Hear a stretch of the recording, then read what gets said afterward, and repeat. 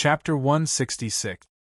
Looking at the energy in my body, it is still quite stable. However, with my current body, it is no weaker than Xiantian. I just need to slightly warm up my external meridian, and I can try to merge with an earth vein. It seems like I still need to stay in this water fairy lake for a period of time. Zhong Shou looked at Little Gold, who was wrapped around his arm, and smiled.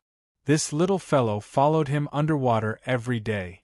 While it was on his body, it was also being trained by the whirlpool. It had broken through to grade 4 a month earlier than him. Zhong Shou retracted his spiritual sense from his body, and with a wave of his hand, he took the outer robe and put it on. If it was someone else, their lifespan would increase to 200, and their strength would increase by 10 times. They would definitely be overjoyed. However, he had already experienced this process in his last life. Now, he was just repeating it. Although he was happy, he could control himself. He looked around and saw that it was already past noon. However, those two sisters were still nowhere to be seen. Weird, it is already lunchtime. Could it be that the two sisters had already left? That Yi Feiyan didn't say anything yesterday? Such a thought flashed across his mind, and Zhong Shou couldn't help but feel slightly disappointed. When it came to these two girls, although he was bored at first, he didn't really care about them. However, after talking to them for 3 months, it would be a lie if he said that he didn't have any feelings for them. However, he didn't care too much about it. Zhong Shou sighed in his heart before packing up his belongings and walking towards the shore.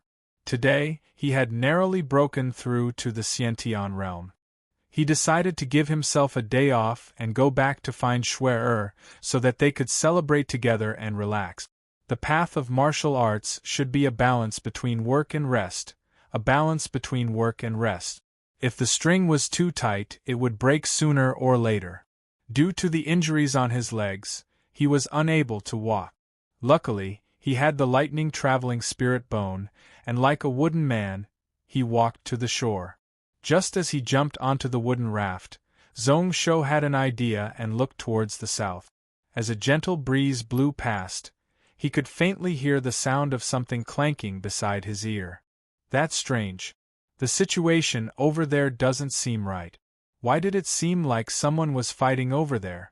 Wasn't this direction where Feiyan and Feishuang lived? Could it be that they haven't left yet?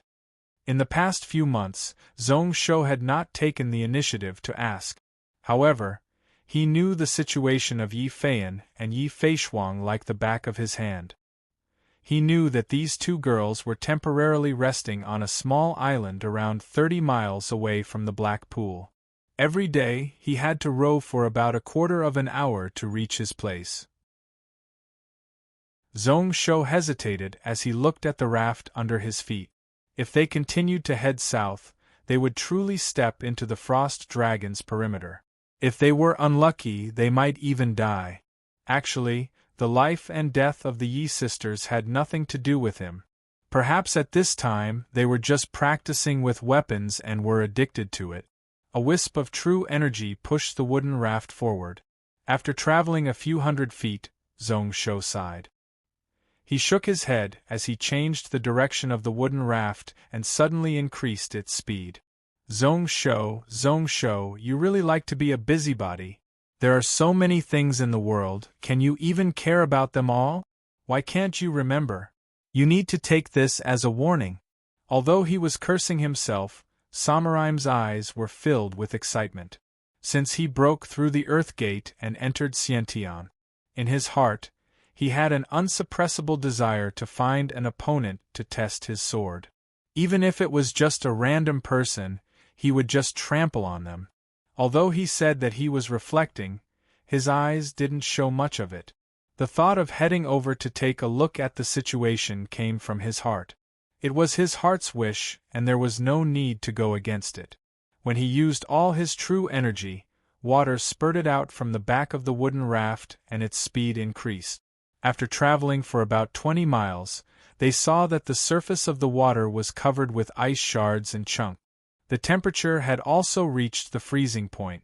Another mile and the wooden raft couldn't enter. There were thick pieces of floating ice everywhere. There seemed to be an icy blue mist in the water, which was constantly surging and rolling. If Zhong Shou didn't guess wrongly, it was definitely the cold poison that the chill serpent had spread outside its body. Of all the places in the water fairy lake, why did they choose to stay here? Aren't they afraid of an accident? This place where no plants grow, even if they don't freeze to death, they will be poisoned to death. No wonder the two sisters would run so far to the black water pool to bathe. Abandoning the wooden raft, Zhong Shou used the lightning traveling spirit bone to jump onto the shore and fly deep into the lake. To say that this place didn't have any plants was a little too much. Naturally, there weren't any living things on the floating ice. However, there were many trees on this island. However, when Zhong Shou took a look, his brows furrowed. This place either had plants that could only grow in extremely cold places, or they were poisonous. A few of them could even kill a normal person if they touched them. Even the few beasts that he occasionally saw were all like that, with their bodies filled with poison.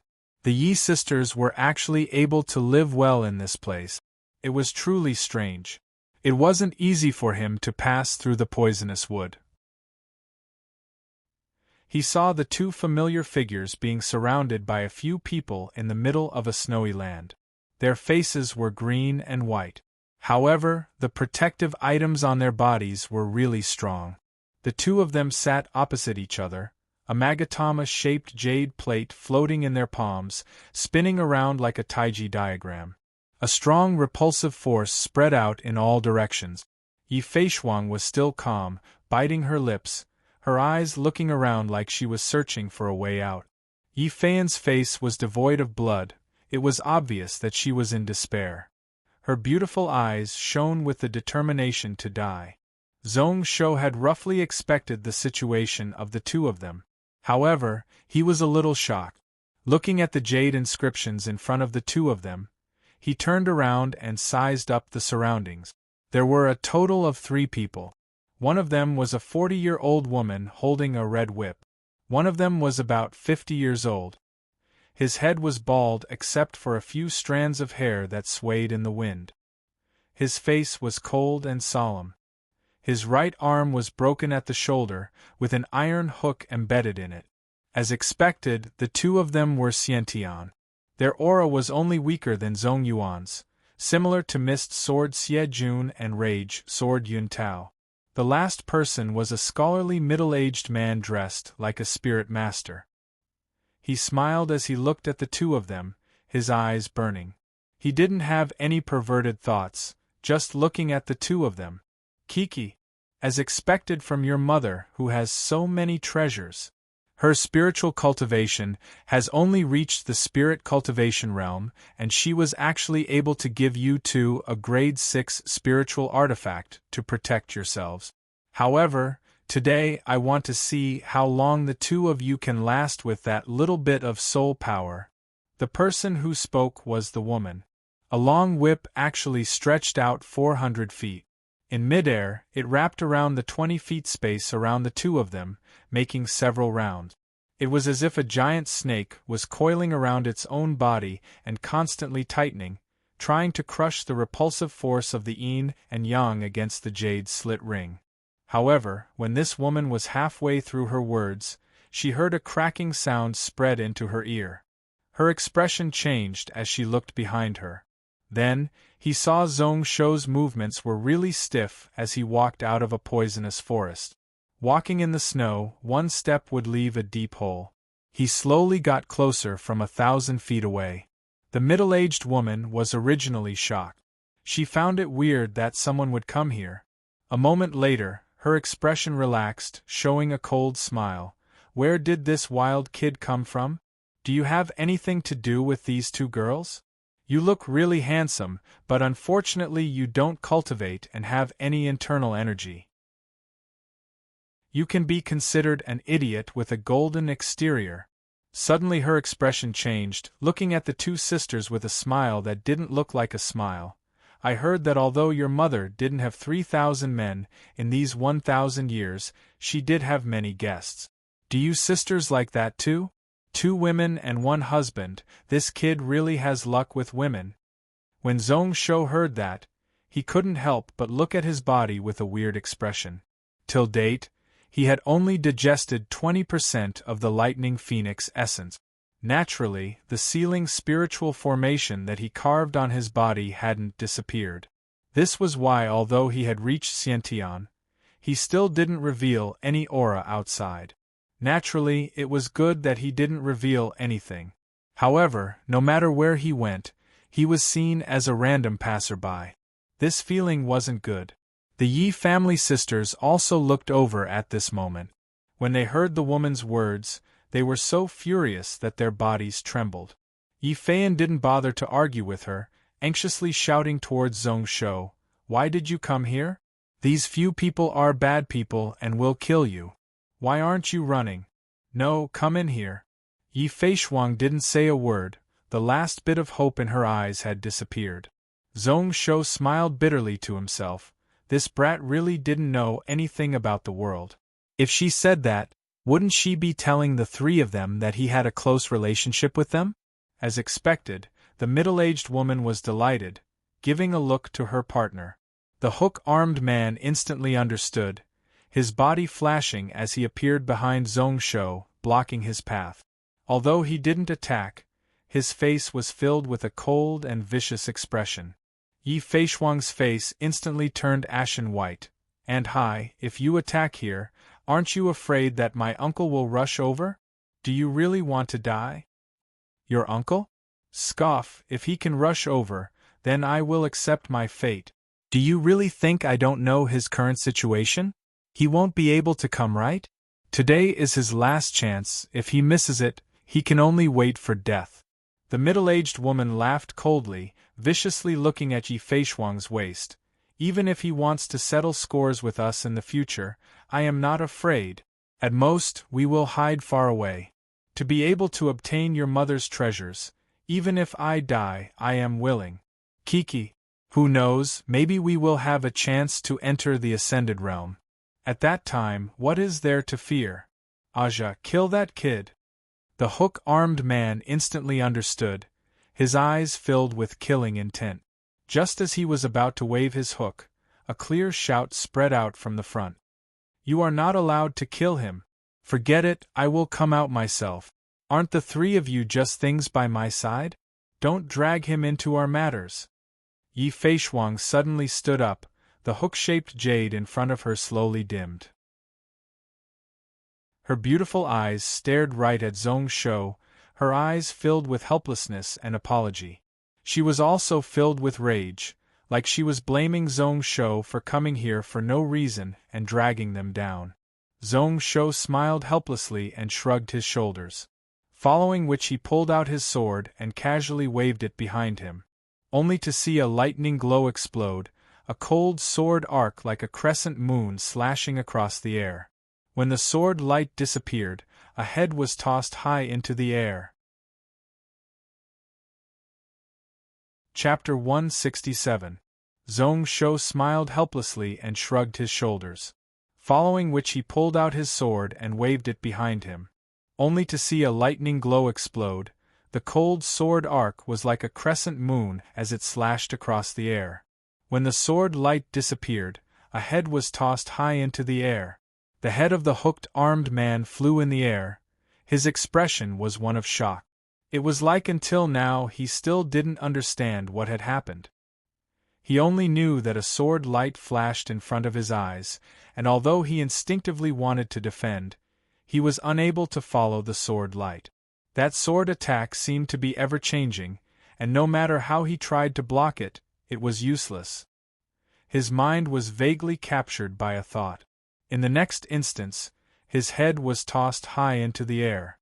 Zhong Shou was at a loss, rolling helplessly in the air as he looked at the somewhat familiar headless body in front of him. His left arm was broken and had an iron hook. Wasn't that him? It wasn't that this teen didn't know martial arts, but how could he have such high sword techniques? When blood spurted out and the head of the hooked-armed man landed on the ground, the entire area within 1,000 feet fell into a deathly silence. The Yi family sisters were stunned as they looked at the corpses of Zhong Shou and the hooked armed man, unable to react. Their mouths were opened wide, one could stuff an egg into them.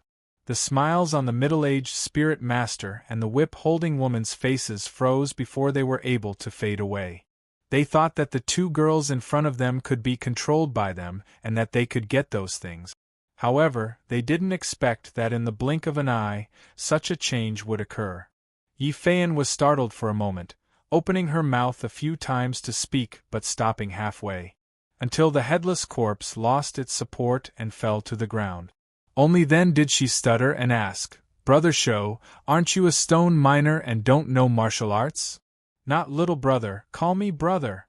Zhong Shou casually waved his hand, wiping away the blood on the sword. He stared at the two of them seriously. "What does your guesses have to do with me?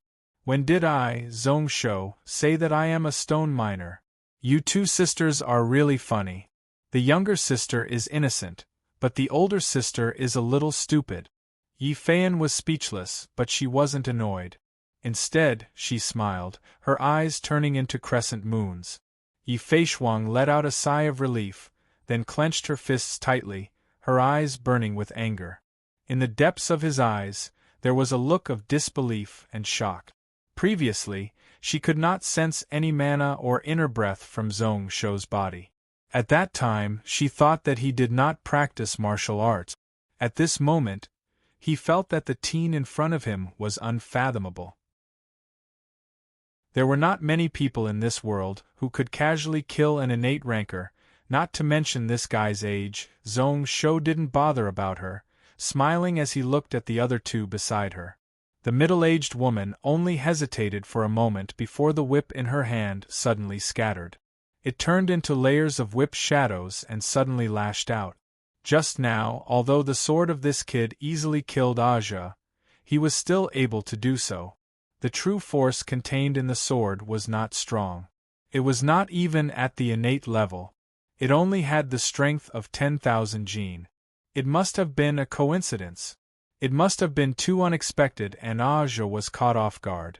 No matter how strong a 14-year-old teen was, there was a limit. The whip's shadow was vicious. The sound it caused in the air was like a dragon dancing in the air.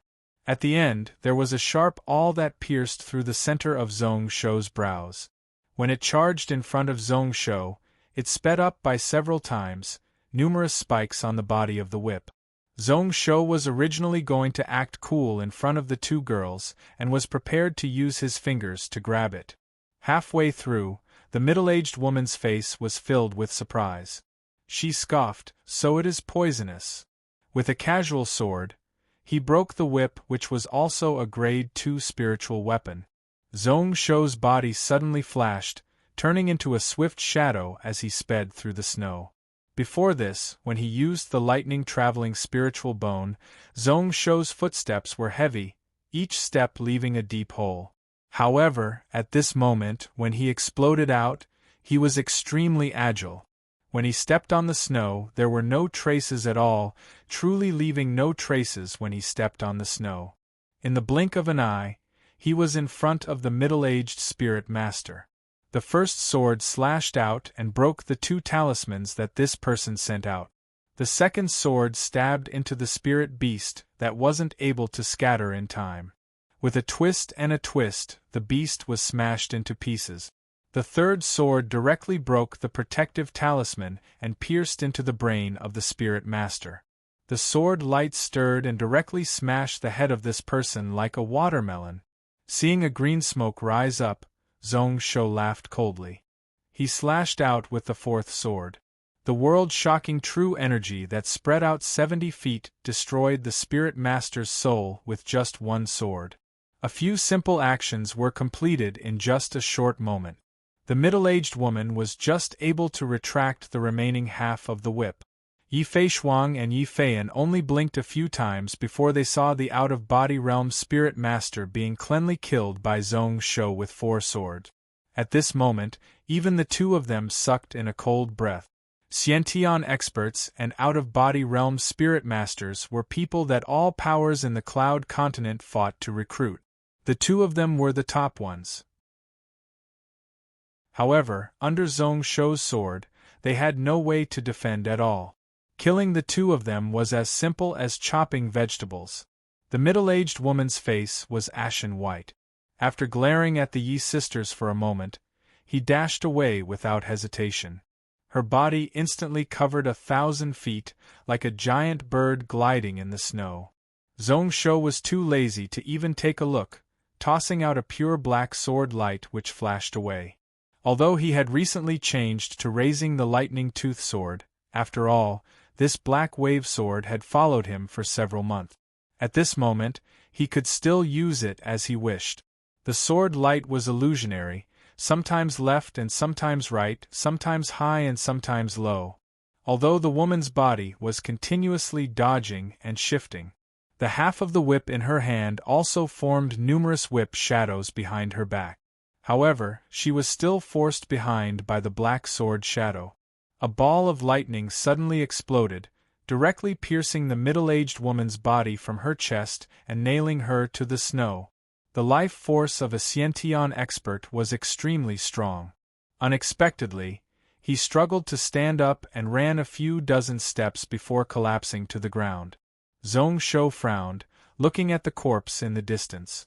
Then, he turned around and looked at Yi Feishuang. Where did these three people come from? So weak. In this battle, he didn't even need to use Xiantian-level strength, so he wasn't able to enjoy himself to the fullest. Luckily, today's matter wasn't over yet. Yi Feishuang and Yi Feiyan were both speechless. Such peak Xiantian experts were all able to take on 1,000 people. On the battlefield, without more than 59 Meridian Mythic Masters working together or 10 initial Meridian Xiantians, one wouldn't be able to stop them. However, from Zhong Shou's mouth, they could only say that they were weak. Yi Feiyan awkwardly used her fingers to scratch her face. She also didn't know where these few people came from. Yi Feishuang seemed like she wanted to get to know them all over again, carefully looking at Zhong Shou. After keeping silent for a moment, she said coldly with a sense of distance, "They came from the Songlong Cloud Ocean, have you heard of them?" She originally thought that Zhong Shou wouldn't be familiar with them. Who knew that the moment she said that? Zhong Shou's brows furrowed at a loss. Songlong Cloud Ocean? Are they from Juelong City? Those crazy people who said that they wanted to wipe out all the dragon species in the world? He was deep in thought as he looked at the two sisters. What did Juelong City have to do with these two girls who didn't know anything about the world? He thought back to the horns on their head. Were they actually part of the dragon species monster race? Did their ancestors merge with the bloodline of the dragon race? It is Juelong City. Speaking of these three words, Yi Feishuang's emotions fluctuated a little. However, she forcefully suppressed it, her voice becoming colder. These three people are just useless small fries. The people behind them are the ones that are hard to deal with. Although Juelong City isn't listed as a shrine or spiritual house, its strength isn't below that of these large sections, three peak spiritual grandmasters, looking down on the cloud world. Since you killed them, you need to be careful in the future. Zhong Shou could hear the coldness in her voice, but he was too lazy to care. He could understand what Yi Feishuang was thinking. Smiling, Zhong Shou looked behind him at the dense forest filled with poisonous trees and grass. So the two people over there also came from the Songlong Cloud Ocean? The lightning tooth sword in his hand shook slightly. The fighting intent in his chest slowly rose. Compared to the few corpses beside him, the two people hiding in the forest made him a little more interested. Yi Feishuang was startled as she looked at the forest behind her. Looking carefully, she didn't gain anything. Just as she was feeling weird, she heard a weird laugh ring out. All of a sudden, a figure appeared about 1,000 feet behind the two sisters. He had the head of a deer and the eyes of a rat. His face was small and thin, but his facial features were strangely big. In the forest opposite, a black-robed person walked out. His head was covered with a cape, and one couldn't see his face clearly.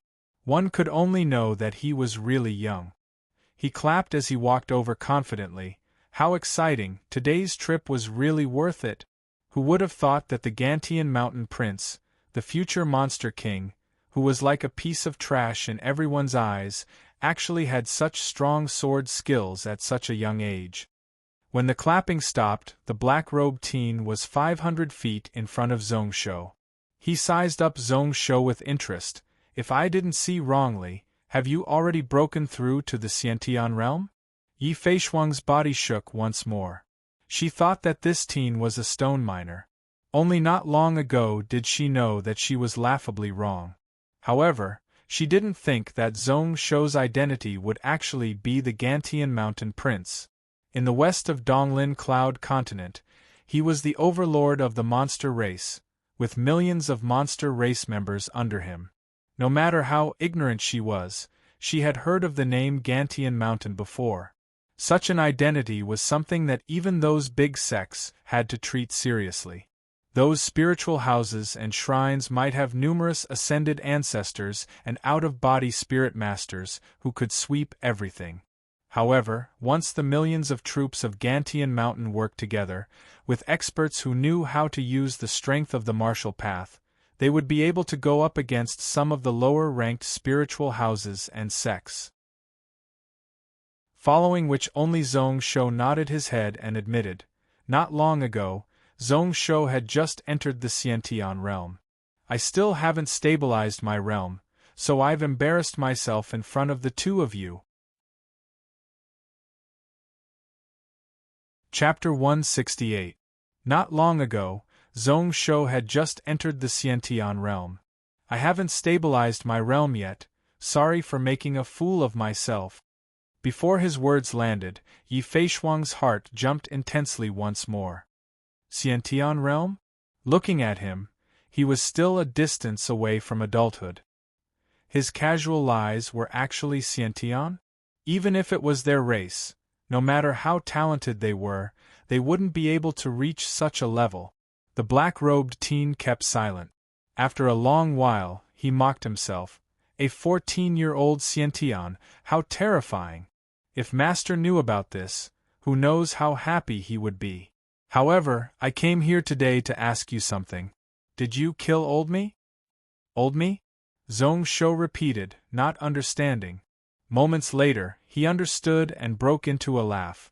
You mean the one who died under my sword at the foot of Blood Valley's Demon Corpse Mountain? I thought you were here because of the two girls, but I didn't expect you to be here because of me. He didn't try to hide anything at all. Since they had found their way here, then they definitely had enough evidence. At this moment, no matter what he said, it would only make them look down on him. Why not just admit it? It was just a battle. Today, he wanted to find one or two opponents that he could go all out against. It really is you. The black-robed teen took in a deep breath and pulled off the cape on his body. His face was finally revealed in front of the two of them. His features were upright and handsome. He should have been extremely handsome, but at this moment, his face was covered in blade marks. They intersected, making him look exceptionally vicious and ugly. In his hand, he held a sword hidden in a sheath. His ice-blue eyes were calm. Our demon mountain sect always pays back kindness and pays back vengeance. Killing my fellow sect members is like killing a relative. We can't live under the same sky. However, if you are willing to become my master's disciple today, then we can forget about this small grievance. I, Yun-Su, can make the decision to let you live. The sword was 3 feet long, and when he slowly pulled it out, a cold light shone. There was a hidden sword aura hidden within. The killing intent wasn't hidden at all, and the solemn aura spread all about, sending a chill down one's spine. He is actually a martial ancestor. Yi Feishuang's pupils constricted. This teen, whose face was covered in scars, was actually a 4-meridian martial ancestor. However, what shocked her more was that Zhong Shou wasn't afraid of such a strong aura. His aura appeared and disappeared, not giving in at all. His body was straight, and expressionless, like he wasn't affected at all. The black-robed youth also raised his eyebrows and shook his head slightly. So the prince has comprehended the power of the martial path. At this age, he was really amazing. No wonder he was able to kill those 3 from Juelong City like they were dogs. Although the 3 of them are strong, in the eyes of people like you, they are indeed not worth mentioning. Yun Su has been practicing martial arts for nearly 20 years, but he has never seen someone as talented as you. Most probably, that 100,000 blood killer Li Yaling died in your hands? Such strength is already capable of fighting my senior and junior brothers. Speaking up to this point, he suddenly paused and turned cold. Unfortunately, I, Yun Su, have never liked to fight fairly. Although I am good at the sword, I am not a swordsman. I won't underestimate you and won't give you any chance. The Crown Prince's sword Dao was indeed powerful. However, the 2 girls behind you are too weak in our eyes. Cho Ling. Without needing Yun Su to instruct him, Cho Ling laughed out. The energy in his body exploded out, no weaker than Yun Su's. With a single stride, he crossed over 600 feet. Then, he punched out with all his might. Numerous black flames surged around his body and entered the tip of his fist. Energy surged, causing the snow and ice to scatter. Yi Feishuang was prepared. She ordered her sister to raise the yin-yang pair in front of her. She went all out and a repulsive force gathered around. Then, when the fist wind arrived, only a boom sound could be heard. Blood spurted out from the mouth and nose of the 2 girls. They were in a tragic state as they sat down once more. Although Cho Ling's appearance was unsightly, his fist's strength was really domineering and strong. That fist contained a full 300,000 kilograms of strength.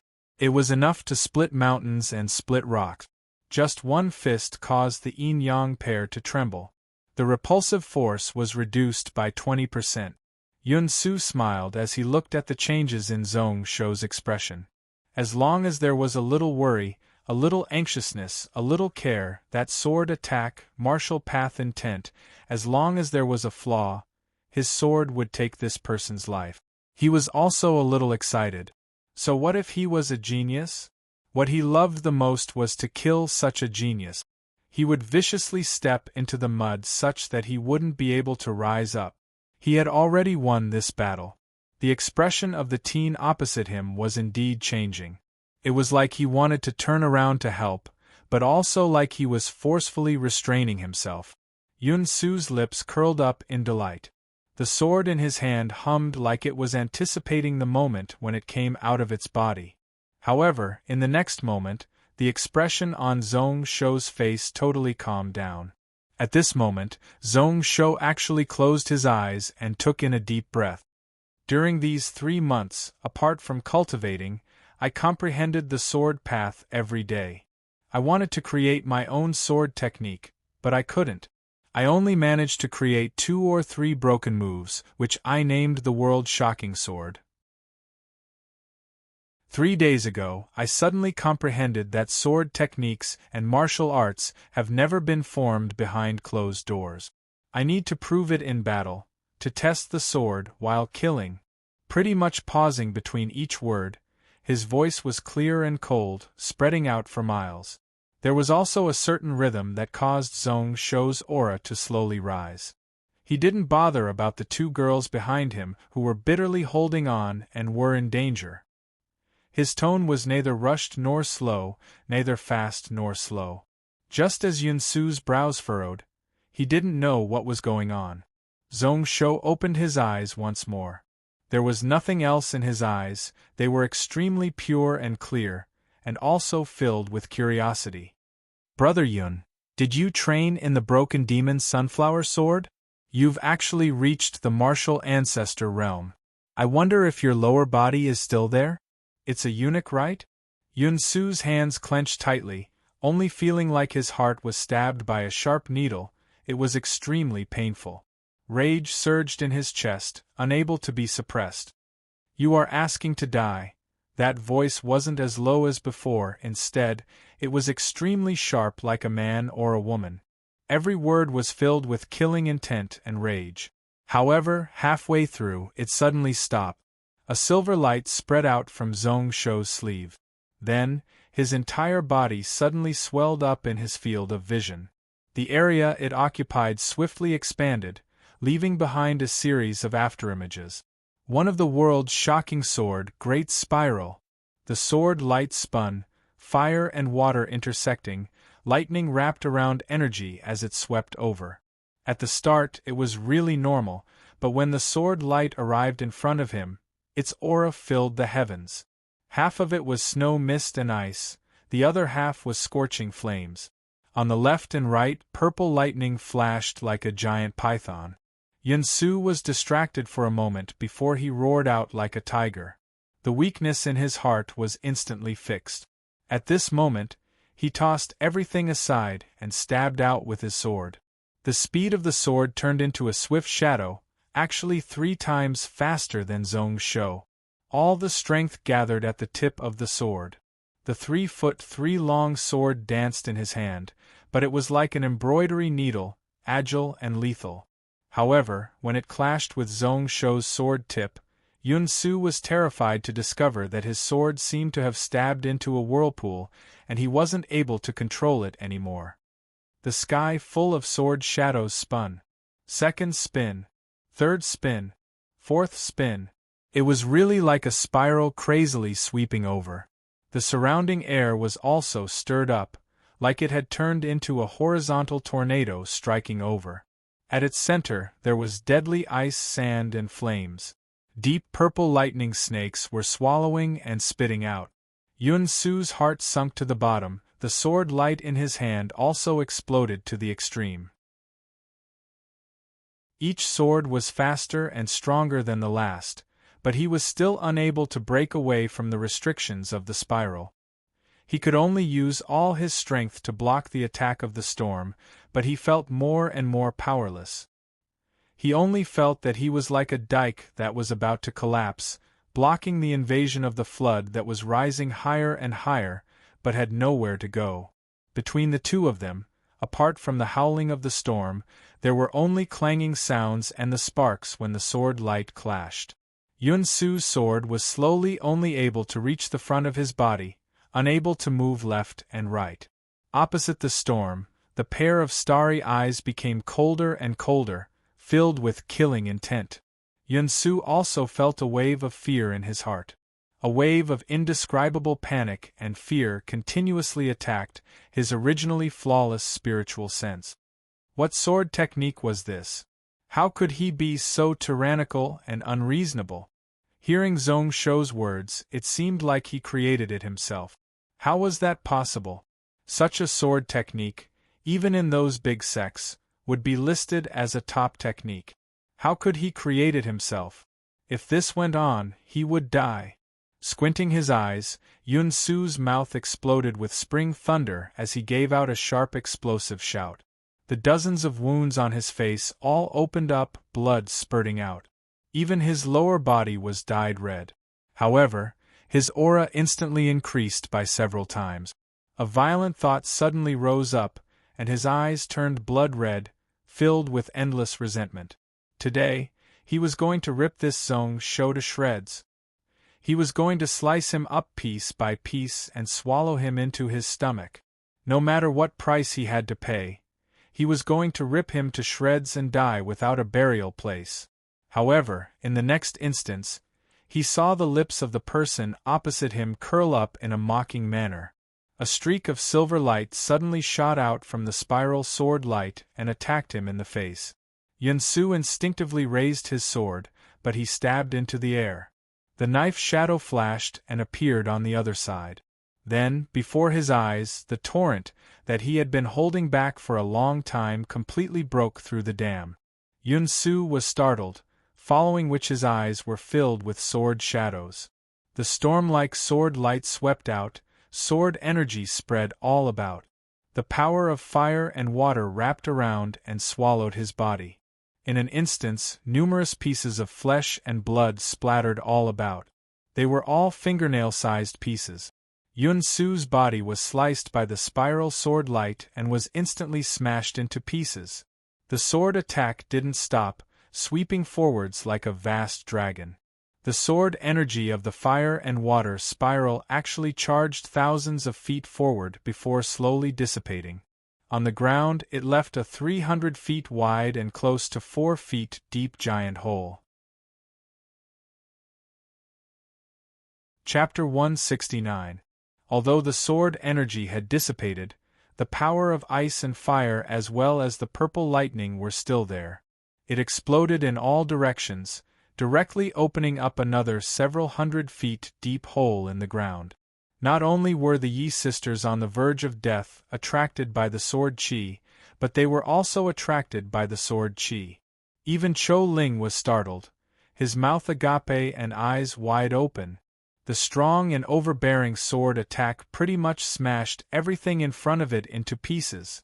Even the free spiritual energy in the vicinity was blank.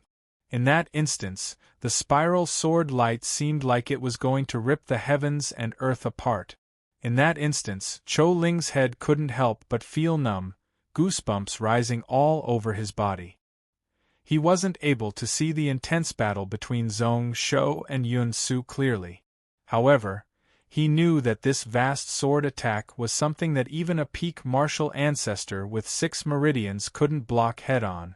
It was really unstoppable, so strong that it was perverted. His eyelids twitched, a feeling of extreme danger surging into his heart. In the astral wind current in front of him, a cold light appeared, instantly arriving in front of his eyes. It was a cloud-patterned flying knife. It flickered with cold light and was constantly changing. It's the cloud-shocking god-destroying sword intent. Pretty much right away, Chou Ling had already sensed the martial path intent on the flying knife. He didn't bother about the 2 girls in front of him who were about to be captured by him, explosively retreating. Stepping on the ground, he retreated 600 feet. His eyes didn't leave the tip of the knife, trying to discern the changing trajectory. In the end, he opened his eyes, using his fingers to pinch the knife in front of him. A handleless flying knife instantly appeared at his fingertip. It didn't use up all its remaining strength, trembling non-stop. Just as Chou Ling heaved a sigh of relief, the knife suddenly exploded, breaking into thousands of pieces. One of the knife tips pierced through his fingers, increasing in speed by several times, heading right for his throat. Is this true energy exploding? Chou Ling's face instantly turned ashen white, dodging to the side by a hair's breadth. He barely avoided the situation where his throat was pierced, but his left shoulder was pierced by the broken pieces of the knife. It pierced through his body, bringing out a thread of blood. At this moment, even with his strong nerves, he took in a deep cold breath. What kind of cultivation method did this Gantian mountain prince learn? The force was hidden and not released. Only when it was more than 300 meters away did it explode. Are you kidding me? Oh, that's right. How could I forget what happened in the forest that day? Although the sword qi was also concealed, and was triggered by him, it had been concealed for half a day. Chou Ling no longer had any fighting spirit in his heart. He looked regretfully at the pieces of flesh and blood that filled the sky. This senior brother of his was a ruthless and intelligent person. It would be a pity to die here. His pupils constricted as he saw a scene that terrified him. He saw that the sword light in Zhong Shou's hand had just dissipated. A cloud of green smoke rose from the back of his head. It was the size of a millstone and was surrounded by purple lightning. Even under the scorching midday sun, it was not afraid at all. The smoke also seemed to contain 3 talismans. He brought the lightning-toothed sword and flashed over. You're a leaving aperture realm cultivator, no. 3 true spiritual talismans, pure and condensed soul power. You're a night wandering realm spirit master. He cursed out. Chou Ling's eyes were about to pop out of their sockets. At this moment, unprecedented despair spread throughout his heart. He immediately gave up on all thoughts of escaping. A spirit master could travel several miles in a breath, far stronger than a martial master. Even if he wanted to escape, he might not be able to. Pretty much instantly, He wore a white silk glove on his hand. At this moment, all the strength in his body exploded and surged into his limbs and meridians. All the pores on his skin were slashed open. Just as Zhong Shou's soul was above him, Chou Ling hollered out. The vital energy and yang energy in his body surged, gathering all his true qi as he punched towards the sky. He had no way out of this battle. He had to go all out to have a chance of survival. Zhong Shou's soul didn't care at all. With a thought, it was still extremely cold. That yang energy charged over, but before it got close, it was smashed by the purple lightning. However, it still caused his soul to be slightly damaged, giving him a fiery pain. However, it wasn't able to affect his consciousness at all. His heart was as cold as ice. When the sword light slashed down, it was actually a giant spiral that slashed down. If it was before when he fought with Yun Su, the sword attack could only be considered overbearing. However, at this moment it was totally suppressing. It was totally smashing and destroying. With his Xiantian body, even if he used the external pill, he only had 45,000 kilograms of strength. However, at this moment, using his soul to drive the sword, he had a full 200,000 kilograms of strength added to the sword body. Sword and fist clashed, a series of pring pring ping sounds rang out in the air. Chou Ling's hand was made of flesh and blood, but that pair of silk gloves couldn't be damaged by spiritual swords. However, in just 10 swords, his flesh and blood broke, bending unnaturally. At the same time, the power of ice and fire instantly surged down. This time the sword attack was even more overbearing. The Yi sisters' faces were pale as they watched the spinning sword shadow cut Chou Ling's body into pieces that were 10 times finer than a fingernail. The pieces flew out crazily and dyed the snowy ground within 300 feet into a patch of blood red. When that spiral sword attack was no longer blocked, it smashed into the ground. There was another hong sound, like the heavens were shaking and the earth was shaking. Dust and sand flew up in the snow, ice shards shot out. When all the dust and smoke dissipated, shockingly, there was a deep pit with a radius of over 1,000 feet. Zhong Shou's soul flew up once more. With a gust of wind, he returned to his body in an instant. Yi Feishuang and Yi Feiyan still couldn't move their eyes, looking in front of them in a daze at the giant hole that had appeared. They only felt that no words could describe what they were thinking in their hearts. They could only look on silently from afar. Yi Feishuang's heart also had the same thoughts as Chou Ling's. This Zhong Shou was actually a spirit master. 3 true spiritual talismans. His soul had undergone a qualitative change. He was a true Night Wandering Realm spirit master, comparable to martial ancestors. This teen that she thought was a normal quarry not only killed Xiantians like he was killing dogs. His swordsmanship and martial arts were comparable to those elite Wu Zong's. He even had such deep attainments in spiritual cultivation. What kind of terrifying person did she and her sister meet in this water fairy lake? When Zhong Shou returned to his body, he casually summoned the demon Silver Bear that was protecting him back into his sleeve. He was thinking about when to release the seal on this spirit beast while he frowned, using his hand to knock his head to try to reduce his headache. Chou Ling's vital energy and yang power didn't give him much trouble. Instead, it was his own sword that hurt him. When the sword aura completely exploded, his Yuan soul was already unable to avoid it. Although it wasn't a direct hit, the recoil caused him to be badly injured. Turning around and looking at the 2 giant holes that he had created, Zhong Shou was speechless. Failure, failure. Although the sword attack was strong, he was unable to condense it. In the end, he couldn't control it, a second failure. Although the power behind it was strong, once the front was blocked, he was unable to use it, a third failure. He used up too much energy. Just 2 swords caused him to lose all his energy. This was a 4th failure. Although he had won the battle, it was simply too humiliating. In his battle with Yun Su, Even though he had seized the initiative and gained the upper hand, Yun-Su had almost turned the situation around. If he didn't borrow the help of his six-god defensive knife technique, he would have been killed by Cho-Ling. In the end, when he killed Cho-Ling, he was so stupid that he was injured by his own sword. Luckily, at this moment, there was no one watching.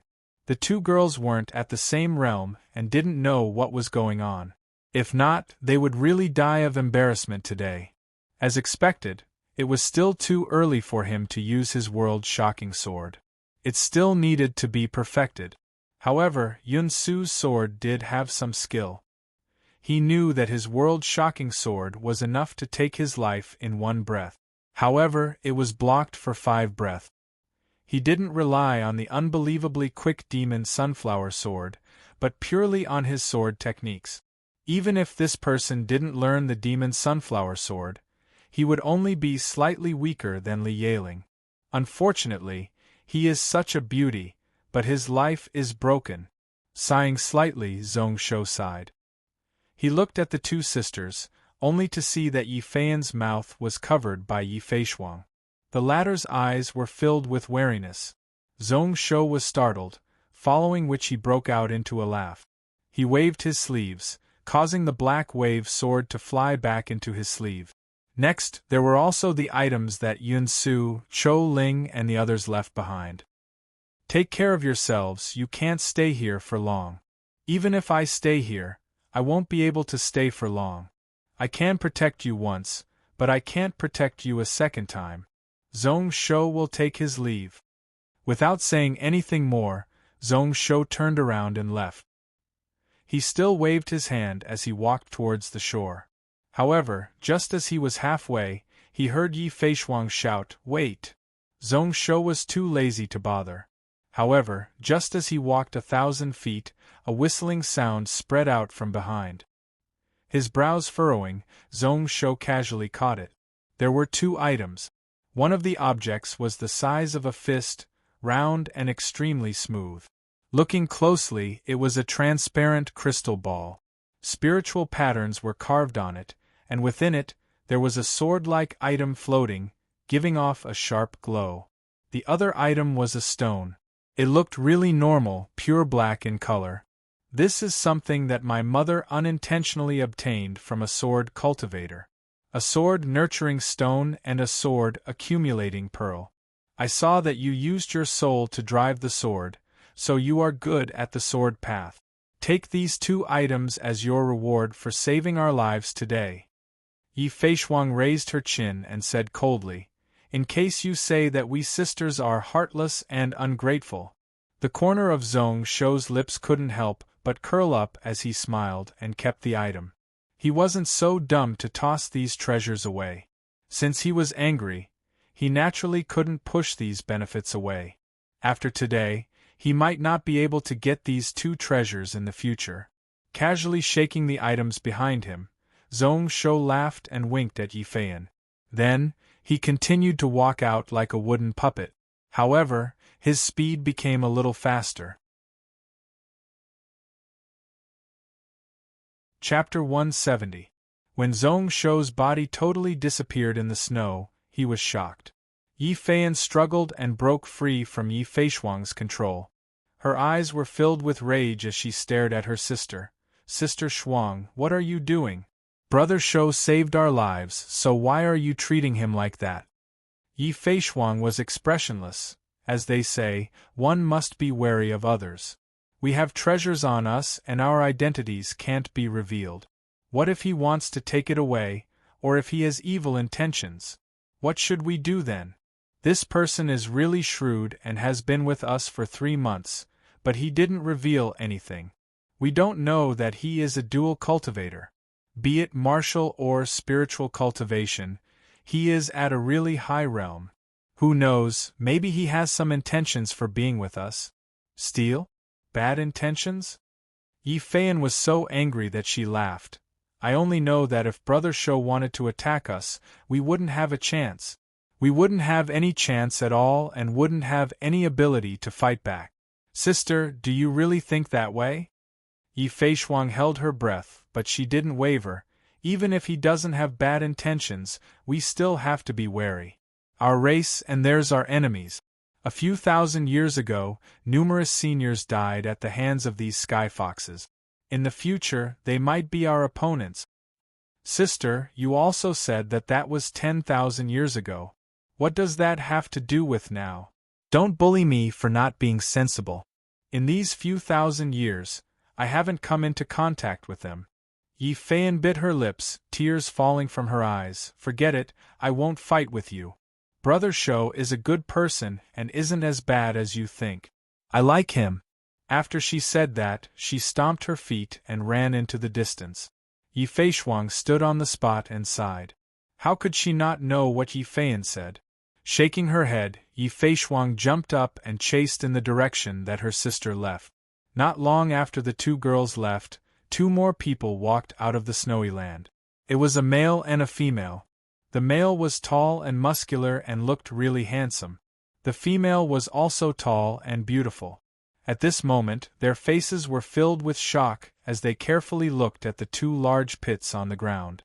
After a long while, Lei Dong suddenly blinked his eyes. I must have seen wrongly just now. Little Yanran, why don't you lend me your hand so I can pinch it? Zhao Yanran didn't say a word, stabbing her sword to the side. It did not carry any killing intent, but its sharpness was obvious, and it was extremely ruthless. Lei Dong hurriedly left his original spot in a flash, and appeared 200 feet away. He cursed loudly, "You crazy woman! Forget it, I'll pinch my own." Lei Dong pulled at his own face, and his mouth immediately twitched. It was really painful. The two of them were dead silent. Only when a gentle breeze blew past, and even the giant pit was once again covered in a layer of silver, did Lei Dong open his mouth once more. His expression was also fluctuating. Little girl Yanran, that fellow has actually broken through to the Xiantian realm. Zhao Yanran replied with an but didn't say anything. She only looked at the two holes with different shape. Some sword marks could be seen vaguely. The vastness of that sword move from before seemed to be still fresh in her mind. Although that sword wasn't completed, it made one feel a chill from the bottom of their hearts. Although that person had left long ago, just based on the marks he left behind, it was enough to make one feel pressured. It was enough to make one feel huge pressure. It made it hard for her to breathe, and her ambition disappeared. She also couldn't raise any thoughts of going up against it. Lei Dong's brows furrowed. You only have such a reaction? That fellow actually broke through to the Xiantian realm without relying on anything? I remember that in the cloud world, there should only be 5 people who can break through the barriers from heaven? It's already 6. Zhao Yanran raised her head, her eyes regaining some life. Along with Zhong Shou, it's 6. He didn't rely on external help and broke through on his own. In these 10,000 years, only he has done it. Lei Dong sighed once more, which means that there is only one person in the world? I still remember that most people who can break through the barriers from heaven will become grandmasters in the future? Only one person. That is indeed the case. Zhao Yanran nodded her head, casually replying in a concise manner. Lei Dong barely managed to keep his emotions in check, but he was still dejected, sighing with a conflicted expression. I thought that the barriers from heaven would stop him for a few years. In the end, it was only 3 months. How is this fellow so perverted to such an extent? It seems like that stone of mine is getting more and more valuable. Who knows what will happen on the side of Master and your master? After they find out, they will probably fight even harder. What should we do? Zhao Yanran's eyes flashed, a sharp glow appearing. Following which Lei Dong smiled and looked in the direction that the two girls left in. Doesn't your 7 spirit sect always do things by hook or by crook? Why don't we go and make a fortune? I took a look just now, and there are at least 2 9th stage spiritual artifacts inside. You can pretend to be someone from Juelong City and I will be the hero to save the beauty. How about we split the benefits in half? Zhao Yanran stared viciously at him. Are you crazy? If you want to die, I won't accompany you." After she said that, she turned around and left. Lei Dong's lips curled up. Then, he touched his head and sighed regretfully. Sword accumulating pearl, hidden sword stone, he also wanted them. Suddenly, he stopped in shock as he turned around and looked into the distance. Only to see a place covered in ice and snow, a pair of giant eyes suddenly opened. Looking out from afar, it was filled with a teasing and playful expression. Lei Dong instantly gave out a bitter smile, crying out loud. He was really just joking. Actually, he didn't have any thoughts at all. It was definitely true. At the same time, thousands of miles away in the valley, the atmosphere was really suppressive. Relying on spells to merge with Lei Dong and Zhao Yanran's body, the two people here knew the situation thousands of miles away like the back of their hands. However, because of that, this place was even more tense. He actually broke through to Xiantian and became a night-wandering spirit master. Fast, really fast. Unbelievable, really unbelievable. Shui Lingbo muttered softly. Then, her body shot into the air, not bothering about anything as she flew towards where Zhong Shou was. On the mountain peak 100 miles away, a sharp light appeared in Yen Fan's eyes. Without hesitation, he pulled out his sword and slashed down. His energy reached 100,000 feet, like a dragon as he followed closely behind Shui Lingbo. This sword didn't have any warmth left. This battle was a life-and-death battle. Why is there thunder all of a sudden? Zhong Shou sat on the wooden raft and looked up at the sky, looking at the dark clouds in shock. While thinking that it was going to rain, he looked at the two items in his hands that he got from Yi Feishuang. Sword accumulating pearl. What was stored within the pearl was something that sword cultivators couldn't lack. Collecting all sorts of heaven and earth essence and storing them within the pearl to form the shape of a sword and then into a sword seed. This item could be directly merged with, but Zhong Shou hesitated. He looked at it carefully and was slightly surprised. Then, he threw it into the pouch at his waist. Next was the sword nurturing stone. This item was not bad and could be used. He casually pulled out the lightning-toothed sword and placed the sword nurturing stone on it. When Zhong Shou activated his true qi, one could see many golden threads seeping out from the sword nurturing stone and spreading on the sword body. Just looking at it, Zhong Shou knew that this was the spiritual energy veins within the sword. However, when the golden threads seeped in, it was broken. A small portion of it stopped halfway and was blocked off.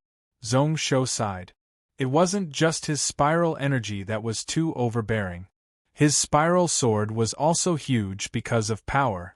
After using it twice, this spiritual weapon that came from the hands of a Cloud Desolate era sword master was pretty much destroyed on the spot. Luckily, he obtained this sword nurturing stone from the hands of that girl. The use of this item was to repair spiritual weapons. As long as it wasn't broken, then no matter how badly damaged it would be able to repair most of it.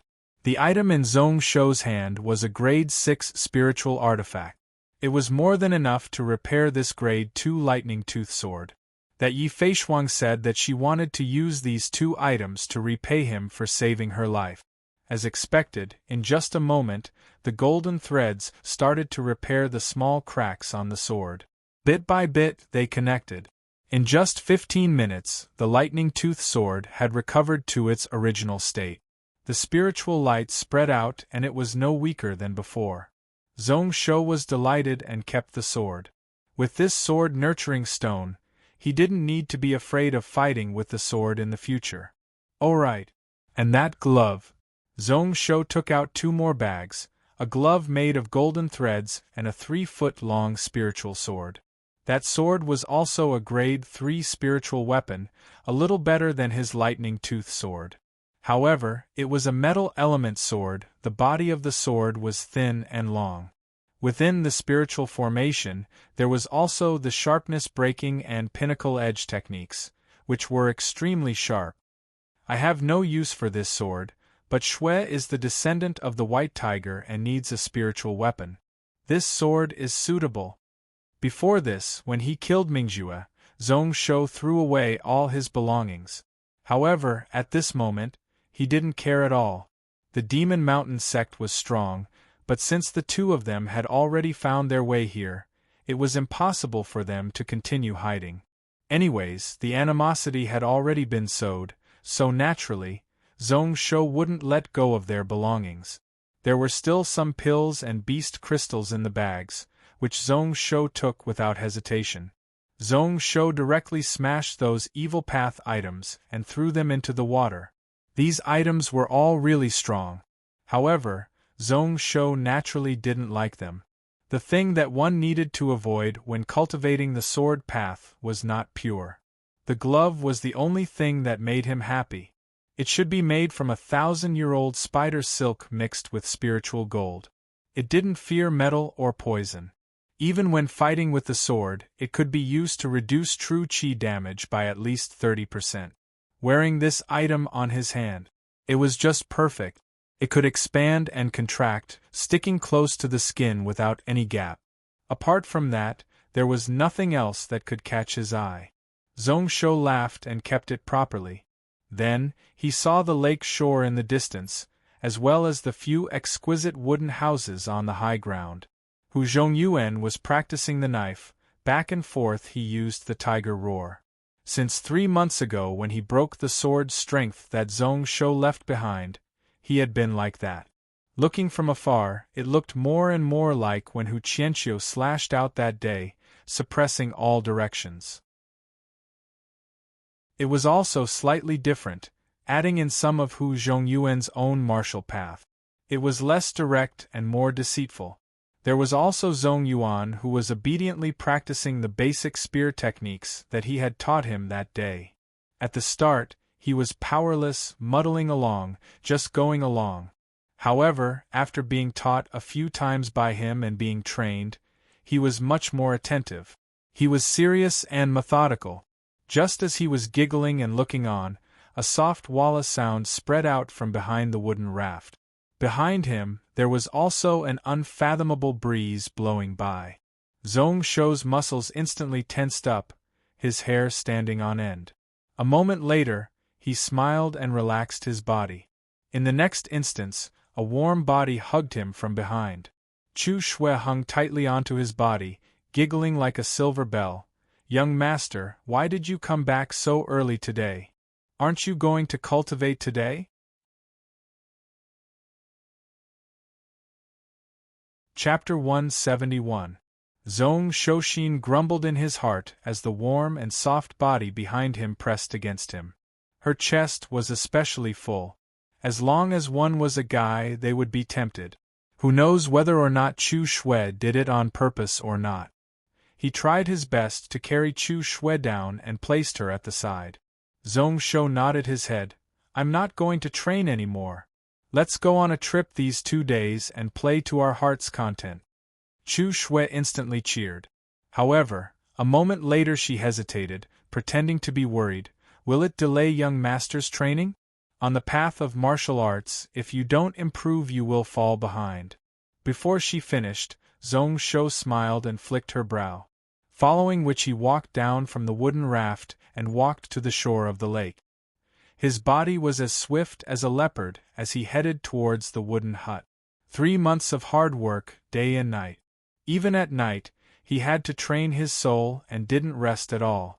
What he wanted to do now was to disregard everything and have a good sleep. However, just as he passed by Zhong Yuan, he heard his cousin scoff. Turning his head, he saw that this fellow's spear was like a tiger giving off wind. However, it was just an empty shell. Although his movements were standard, it only had the form and not the spirit, which was really unsightly. Zhong Shou's brows furrowed, thinking about it for a moment before he stopped and said, "Zhong Yuan, show me your purple lightning spear." Zhong Yuan looked coldly at him, wanting to go against him. However, when he looked at Zhong Shou's smiling expression, he felt a little guilty. He could only follow what Zhong Shou said and practice his purple lightning spear. In front of Zhong Shou, he didn't dare to do anything half-heartedly. One by one, the large spear was like a streak of lightning, turning into a spear flower. Within 100 feet of space, it suddenly pierced and swept. But in just a moment, Zhong Yuan was stunned. Ever since he became disheartened, he had not practiced the purple thunder spear for a full 3 months. However, when he used it now, he didn't feel the slightest bit of awkwardness. On the contrary, it was unusually smooth. As the spear moved around, there were fewer flaws. When did his martial Tao have such a great breakthrough? Suddenly, his heart skipped a beat as he thought about the postures Zhong Shou had him practice. Could it be because of this? Seeing this, Zhong Shou laughed coldly, throwing a bottle of pills he had gotten from Xianyuan Iran in front of Zhong Yuan. Retracting his gaze, he said, "This is the 5-element pill that Iran made. It can strengthen the lungs. However, there were only 15 of them. In half a month, if you still can't break through the 3rd meridian of the Earth Chakra realm and become a martial ancestor, then it would be useless. I will definitely kill you and then hang your naked body on the Gantian mountain city gates for everyone to see." After he finished, he was too lazy to bother about him, directly walking past this person. That Zhong Yuan didn't feel embarrassed or angry, standing on the spot in a daze. There was only one thought in his mind. Zhong Shou's method was actually useful to him. This prince was actually giving him pointers. Keeping the pills by his feet, Zhong Yuan curled his lip. No matter how good one's martial Tao was, one would still be controlled by others. What was the point? However, when he waved the spear once more, his brows were filled with seriousness. Although he was disheartened and lazy, he still had an instinctive pursuit of the martial Tao in his heart. On the tall mountain peak, Zhong Shou sat on a land filled with spiritual patterns. He was looking down from high up and looking down below. This was the largest mountain range beside the water fairy lake. It had a circumference of 600 miles. If one cast spells to look down from here, one would be able to see everything. At this moment, Chu Shui was standing at the side crying out, "Young master, is this the outing you were talking about? How boring!" Zhong Shou didn't even turn his head, continuing to cast spells to activate the spell altar he had set up. He smiled. "How is it not an outing? While searching for spiritual veins, we can play and relax. Isn't that great?" Today, the road ahead was filled with killing. In the end, he was unable to truly let go of everything and play without any worries. Hu Zhongyuan at the side stared furiously, looking a little like Hu Qianqiu. "Shui, you are preposterous. The 4 of us lack spiritual veins to advance. The prince used his spells to help us search. This is a huge fortuitous encounter. Why aren't you satisfied? What a jerk." Chu Shui pouted and didn't say anything more. It wasn't that she was afraid of this uncle, but that she was too lazy to say anything more. She saw clearly that following her young master, she didn't have a single moment of leisure.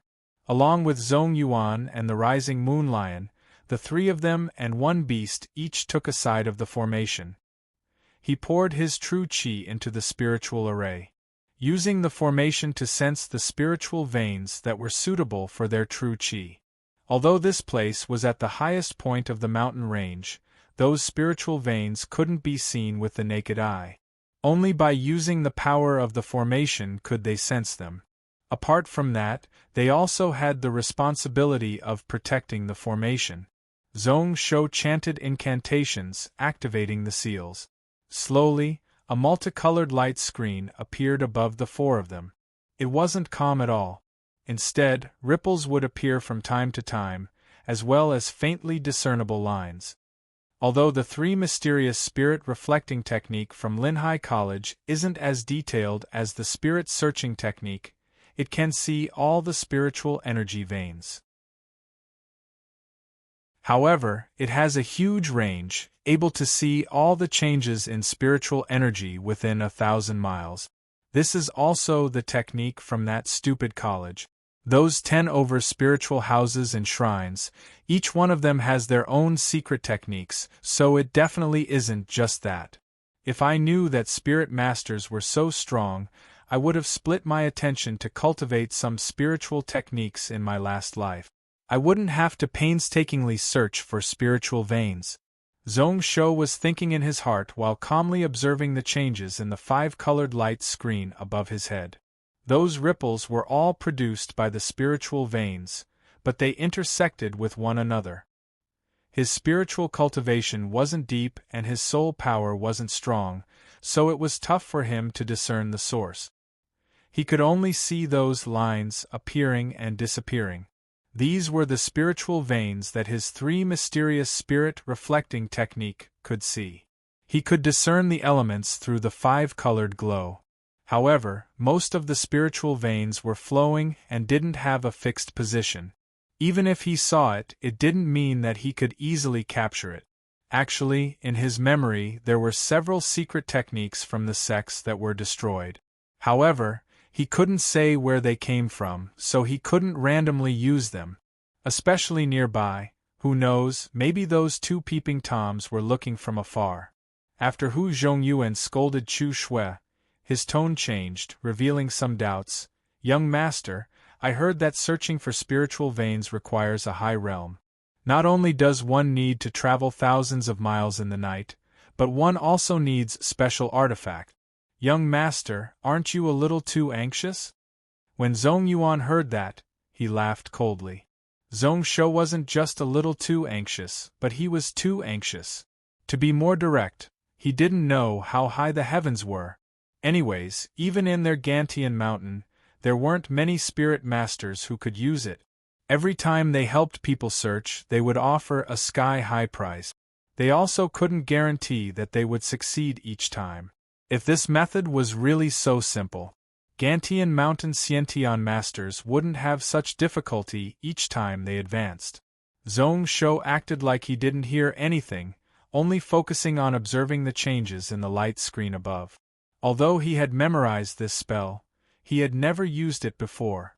Using it now was indeed unfamiliar and hard to use, unable to fully display its ability. He could only use double the effort to observe the movement of the spiritual veins and deduce. He stared at it for an unknown amount of time. Suddenly, he raised his eyebrows and revealed a hint of joy. "I found it. 600 miles out, it has the 5 elements, the metal element is the main. The source is pure, it should be a high-grade earth vein." Hu Zhongyuan's brows furrowed, giving out a bitter laugh. What was the use of finding it? If it was within 30 miles, then it was still okay. 600 miles out, by the time they rushed over, it would be too late. Just as he was about to open his mouth to persuade him, Zhong Shou's soul suddenly rose up from the back of his head. Hu Zhongyuan knew that Zhong Shou had reached the out-of-body realm and could even move in a small area, which was why he wasn't worried. He only found it amusing. Was Zhong Shou planning to use this soul to rush over? Even if a night-wandering realm soul master's soul traveling speed, to rush 600 miles out, it would take 15 minutes. If he wasn't careful, he would be in danger of dying. Who knew where that spiritual vein had swam to? Even if it was still at its original spot, what should he use to collect it? Just as he was shaking his head, he saw a 3-story exquisite pagoda suddenly fly up from Zhong Shou's sleeves. Zhong Shou's soul also gathered at one spot, turning into the shape of a Luan. However, at this moment, what Hu Zhongyuan was looking at was the 3 talismans that were shining brightly within the ball of smoke. Looking at the green smoke, the cold energy was extremely strong, there were no impurities at all, it had obviously changed. A strong glow exploded out in his eyes as he stared right at Chu Shui. "Shui, the prince is already at the night-wandering realm? When did this happen?" Chu Shui used her fingernails to scratch her cheeks, her face filled with doubt. "It should be? When did the young master break through? I don't know, we haven't been together recently." Hu Zhongyuan didn't feel disappointed, unable to suppress his emotions as he laughed out loud, his voice spreading all around. At this moment, he finally understood how his father felt when he competed with Zhong Shou in the martial path and ended up on the same level. Joy, relief, and anticipation for the future were all mixed within. Such a huge power like Gantian Mountain had to be established by someone above Xuanwu ancestor. However, if a descendant took over, Zhong Shou's night-wandering realm would be more than enough. Zhong Yuan's face was ashen white, his expression constantly changing. He originally thought that Zhong Yang and the others had a chance of succeeding. However, at this moment, he totally lost all hope. Facing such a monster, one could imagine that be it Zhong Shi or Zhong Yang, they had no chance at all. In the next moment, the phoenix formed by Zhong Shou's soul suddenly flashed with a lightning glow as it fiercely flapped its wings. Following which, it suddenly disappeared from their field of vision. Hu Zhongyuan was astonished, instinctively standing up and looking into the distance, only to see that the phoenix wrapped in lightning glow was already 10,000 feet away. With just one flap of its wings, it had already flown several miles. In the blink of an eye, it was nowhere to be seen. Hu Zhongyuan couldn't help but be startled on the spot. Such lightning-quick speed, even a return to Sun Peak Spirit Master couldn't compare to it. Chapter 172. It flapped its lightning wings and glided in the sky. Zhong Shou saw that the mountains and rivers below were swiftly moving backward. To soar in the sky with the night-wandering realm was a different feeling. There was a little more calmness and a little less caution. However, for some reason, the sky was covered in dark clouds and lightning flashed, making one feel uneasy. Not long later, he arrived at the location of the spiritual vein that he had sensed. The three mysterious spirit reflecting technique could only reflect the changes in spiritual energy within 1,000 miles and was unable to sense the terrain. When Zhong Shou arrived, he noticed that this place was actually a 3,000 feet tall small mountain. The earth vein was hidden deep within the mountain. Zhong Shou felt his head hurt. Luckily, this situation was still within the range that he could deal with.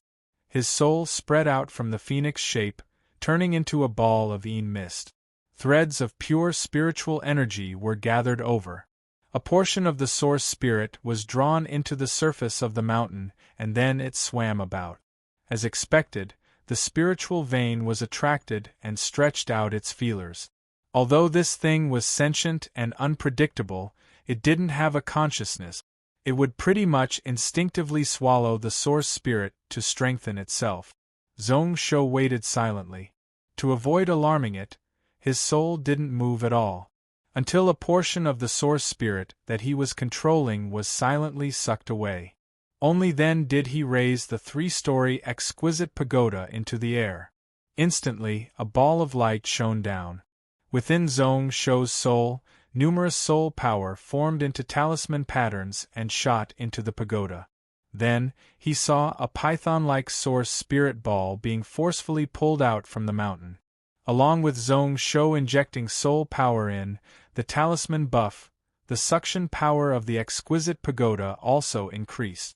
It was like a tug-of-war in a stalemate with it. It took a full 45 minutes before it was pulled into the foundations of the pagoda.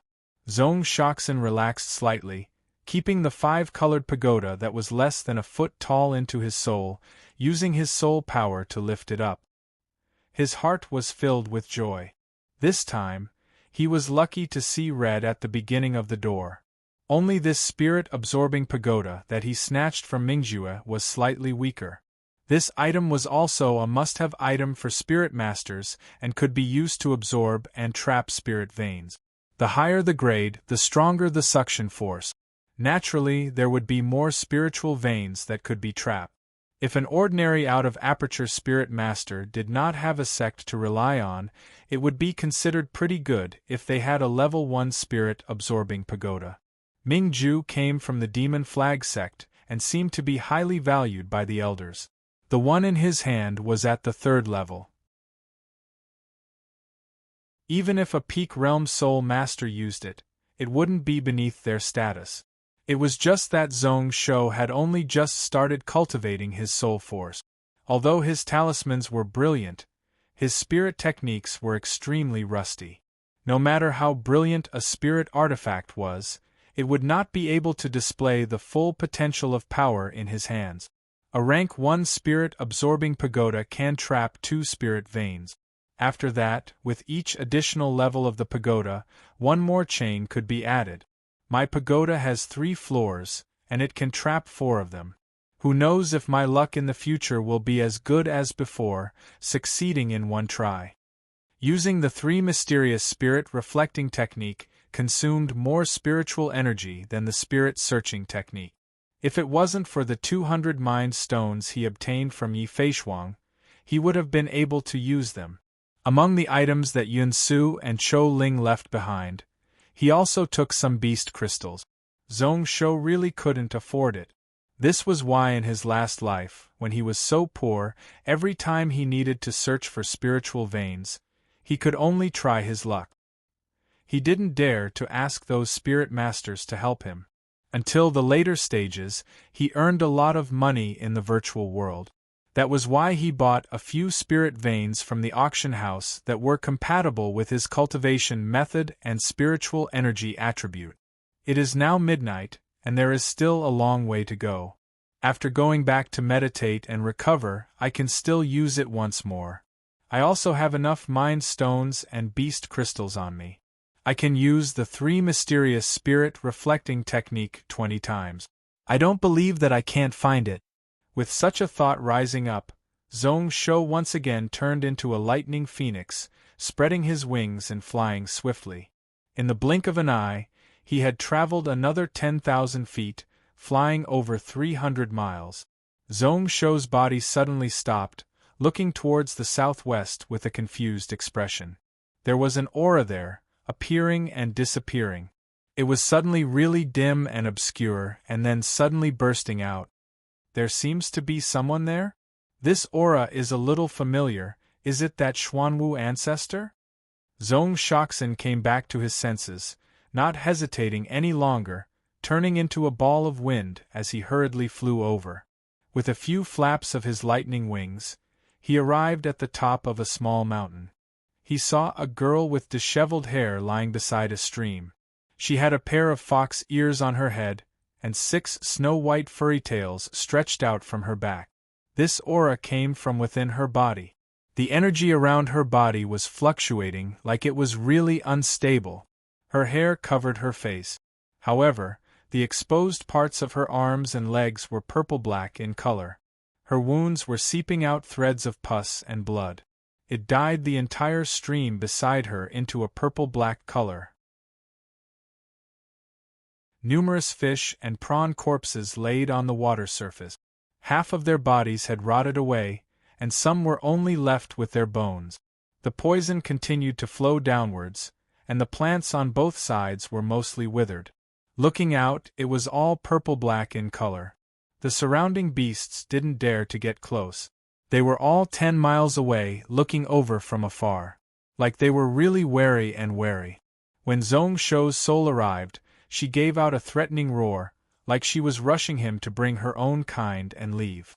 Zhong Shoxin sighed, knowing that this girl was definitely the one who had been protecting him in the dark these few months, the one that Hu Zhongyuan had mentioned to him. No wonder this girl wasn't willing to meet him. No wonder that day when he fought with Li Yaling, she came late and hurriedly left before she could meet him. To think that this girl was poisoned and heavily injured, she was still able to hold on until today. Looking at the situation, she should have been unconscious for at least 3 days. If he hadn't coincidentally found her here, she might have died here, her corpse rotting beside the stream.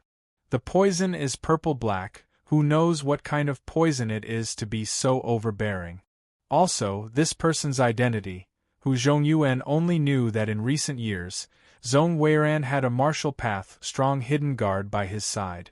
Her strength was only slightly weaker than those few famous martial ancestor experts in Gantian Mountain City. Her name was Ruoxue. Who knows where she came from, and who she looked like? Who knows whether or not this girl was her or not? She is only 7 meridians of the Earth chakra level and has the body of a fox race monster. To be heavily injured to such an extent, it shouldn't be wrong. Zhong Shou spread out his soul power, bringing with it a slight wind that blew away the girl's hair. He was startled. This girl's features were good, but at this moment her face was filled with purple-black protrusions like there were bugs hiding under her skin, making her look extremely ugly.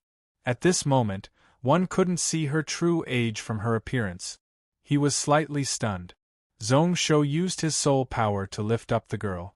Like he felt something. The girl's eyelids moved, and she actually woke up and opened her eyes. Her face was ugly, but her eyes were extremely beautiful. The purple-red color was pure and bright, like it could see into one's heart. Her eyes were originally filled with wariness, but she instantly relaxed. This girl's consciousness only woke up for a moment. She was only able to look at Zhong Shou for a moment before she fainted once more. Zhong Shou shook his head and continued to fly. Without being able to transform into the phoenix form, his speed in the air would drop by 10 times. With another person in his hand, he would be even slower. He used a full hour to rush to the peak where he laid out the formation. When he reached the peak, Chu Shui and Hu Zhongyuan were worried. When they looked at the girl that Zhong Shou was using his soul power to lift, they were startled. Fox race monster body, already 6 tails. Who is this girl? Hu Zhongyuan instinctively looked towards the girl's face. His brows furrowed, showing a look of disgust as he shifted his gaze away. Suddenly a thought flashed in his mind, thinking to himself that this girl was the person that so many Gantian mountain experts had never met. When Zhong Shou got close, Zhongyuan couldn't take it anymore, his face ashen white. This smell is so smelly. No, it's disgusting. He couldn't take it, directly retreating hundreds of feet away before the situation became slightly better.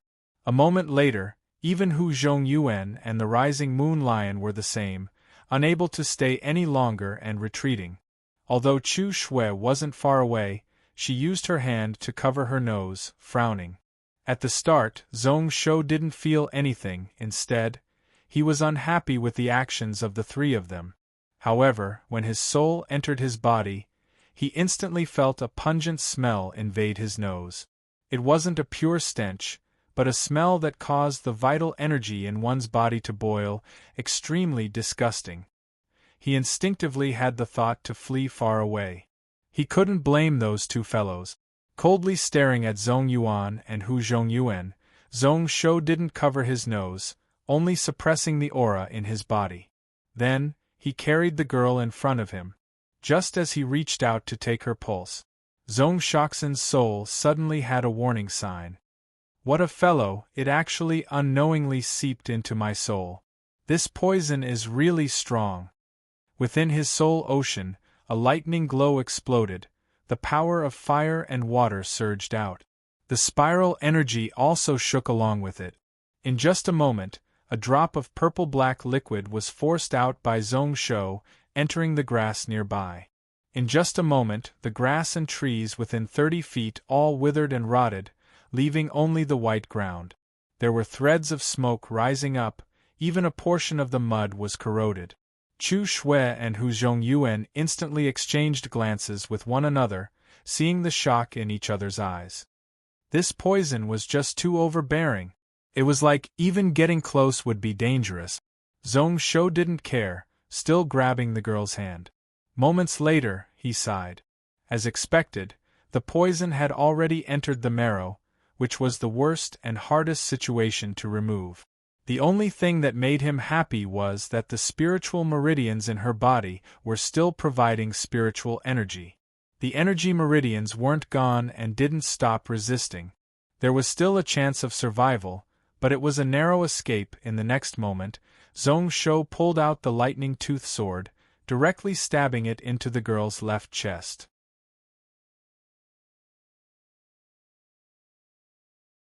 Chapter 173. Chu Shui was frightened, thinking that Zhong Shou wanted to end this woman's life early so that she wouldn't have to suffer. Moments later, she noticed that the place the sword stabbed into was slightly away from her heart. The angle of the stab was slightly slanted. When that lightning-toothed sword was pulled out by Zhong Shou once more, there were a few drops of pus and blood on the tip of the sword. It had also turned purple-black. One could see that there were purple-gold threads within. Zhong Shou placed the tip of the sword by his nose and sniffed, his brows furrowing. A lightning glow flashed on the tip of the sword, blowing those few drops of purple-red pus and blood into pieces. This poison could corrode weapons. Luckily, Zhong Shou's sword could activate the lightning light screen and counter it. However, after the pus and blood was smashed, the stench assaulted one's nose. Chu Shui, who was at the side, instantly felt dizzy and nearly fell to the ground. Hu Zhongyuan, who was at the side, had a solemn expression on his face. He bore with the stench and returned to the side of Zhong Shou, hesitating as he persuaded, "Young master, this poison is too dangerous. You have a precious body, it is best if you stay away from it. If there is anything, you can leave it to me. Why don't you let the wolf behind do it?" Zhong Yuan rolled his eyes. He couldn't help but feel rage in his chest. This was the outcome of being controlled by others and not being able to do anything. If he didn't become cannon fodder, he would be ordered to do dangerous things like today. Anyways, he had no interest in living and wanted to die early so that he could reincarnate. No matter what these few people did, it was fine. Zhong Shou waved his hand to tell Chu Shui and Hu Zhongyuan to back off. Then, he used spells to summon a ball of liquid and forced a few pills into the woman's mouth. Tens of golden needles stabbed into the major acupoints around her body. He sighed in his heart. Unfortunately, at this moment, Xianyuan Iren wasn't here. Otherwise, it would definitely be much better than his half-baked. It was only because his martial arts in his previous life were profound and his qi refinement technique had reached an extremely high level that he was extremely familiar with the structure of the body and the meridians in the four limbs. In addition, he had read a lot and was very knowledgeable. In terms of true medical skills, he wasn't as good as Xianyuan Iren. Zhong Shou took a closer look at the woman's limbs and skin. Just like her face, purplish-red bulges were beginning to appear. It was a gorgeous and ugly sight. He was deep in thought. That should be right. This poison is most probably from the 7-decay ghost phase. I don't know which day wandering spirit master he was injured by. Zhong Yuan and Chu Shui didn't think much of it. Hu Zhongyuan was experienced and knowledgeable. His face immediately turned pale. 7 Fade's ghost face, is it a ghost face snake? Zhong Shou nodded and looked at Hu Zhongyuan in surprise. There were not many people in the world who knew about this poison. There weren't many ghost face snakes in the world, and they mostly lived under the cloud ocean in some abyss. However, they were often taken in as protector beasts by spirit masters who could travel in the day. This snake grew really quickly, and when it was born it was a grade 3 elite beast. As long as one provided enough beast crystals, poison and food, in roughly 200 years it could grow into a grade 7 elite beast. After that, grade 8 and grade 9 would be faster than same grade beast. In terms of combat ability, it was slightly weaker and was pretty much the weakest type. However, the 7-decay ghost face poison in its fangs was something that the world had no way to cure. The higher the grade, the stronger the poison. There was even a chance of it turning into a flood dragon, which was why spirit masters loved it. After being poisoned, this woman would be in such a situation. First, her face would be like that of an evil ghost. Then her body and limbs would have purplish-red bulges and patterns. There would be a total of 7 stages. Her internal organs, lungs, blood, marrow and meridians would all weaken. Hu Zhongyuan's expression changed once more, following which he bent down and persuaded, "If it is such a poison, then Prince, please let her end it quickly. I heard that this poison is really weird and, unless it is specially made by spirit masters, there is no way to cure it. If one is not careful, they can infect others. It is really vicious." Zhong Shou didn't agree or disagree, sitting on the spot and carefully flipping through the memories in his head, searching through the vast ocean of book. In the future, due to numerous martial arts and incantations being spread out from the various sections. Although spiritual energy was continuously weakening, the research of incantations and herbs was progressing like the Japanese army. Along with the explosion of information, medical skills slowly developed and became extremely prosperous. Many ancient problems, the mysteries of forbidden techniques were solved one by one in the future, amongst which included the 7-decay ghost face that was seen as unsolvable most of the time. The library that Zhong Shou was in was built by a country. Not only was there a huge collection of books, but it was also all-encompassing. Zhong Shou had stayed there for a full 10 years and read a large portion of the books, amongst which there were records of the 7-decay ghost face. However, he roughly remembered that the conditions to cure the poison were really strict. Not long later, a paragraph of words appeared in his head. Samuraim's eyes revealed a relaxed expression. Luckily, it is only a grade 6 poison. This girl can still be saved. However, the poison has already entered her marrow, and it will take some time to get rid of it. I also need to change all the blood in her body. He tore open her teeth once more and then used the lightning tooth sword to cut open a small hole on her tongue that had also turned purple-black. Zhong Shou didn't bother about the smelly pus and blood, directly bending down and sucking on the tip of her tongue. Chu Shui and Hu Zhongyuan both sucked in a cold breath when they saw that. The latter wanted to stop him, but it was too late and he was worried. Chu Shui was so terrified that her face was ashen white. She was just 3 feet away, personally looking at Zhong Shou and this ugly girl entwining their tongues. She was really worried. This poison was so weird. Who knows whether or not her young master would be infected? Even if he wanted to save this girl, he didn't need to do that. Her young master cared too much about his own life. Zhong Shou sucked for a moment before raising his head and spitting out a mouthful of blood. It splashed onto the grass nearby and instantly a light smoke rose up. After being poisoned by the 7-decay ghost face poison, there were 2 areas where the poison was the heaviest. One was the tip of the tongue and the other was the heart, where the essence blood of the person was. To save her, these 2 areas had to be cleaned first. He sucked several times until the purple-red color at the tip of the tongue faded. Zhong Shou stuck to the girl's left chest and sucked. After 5 to 6 mouthfuls, he stopped.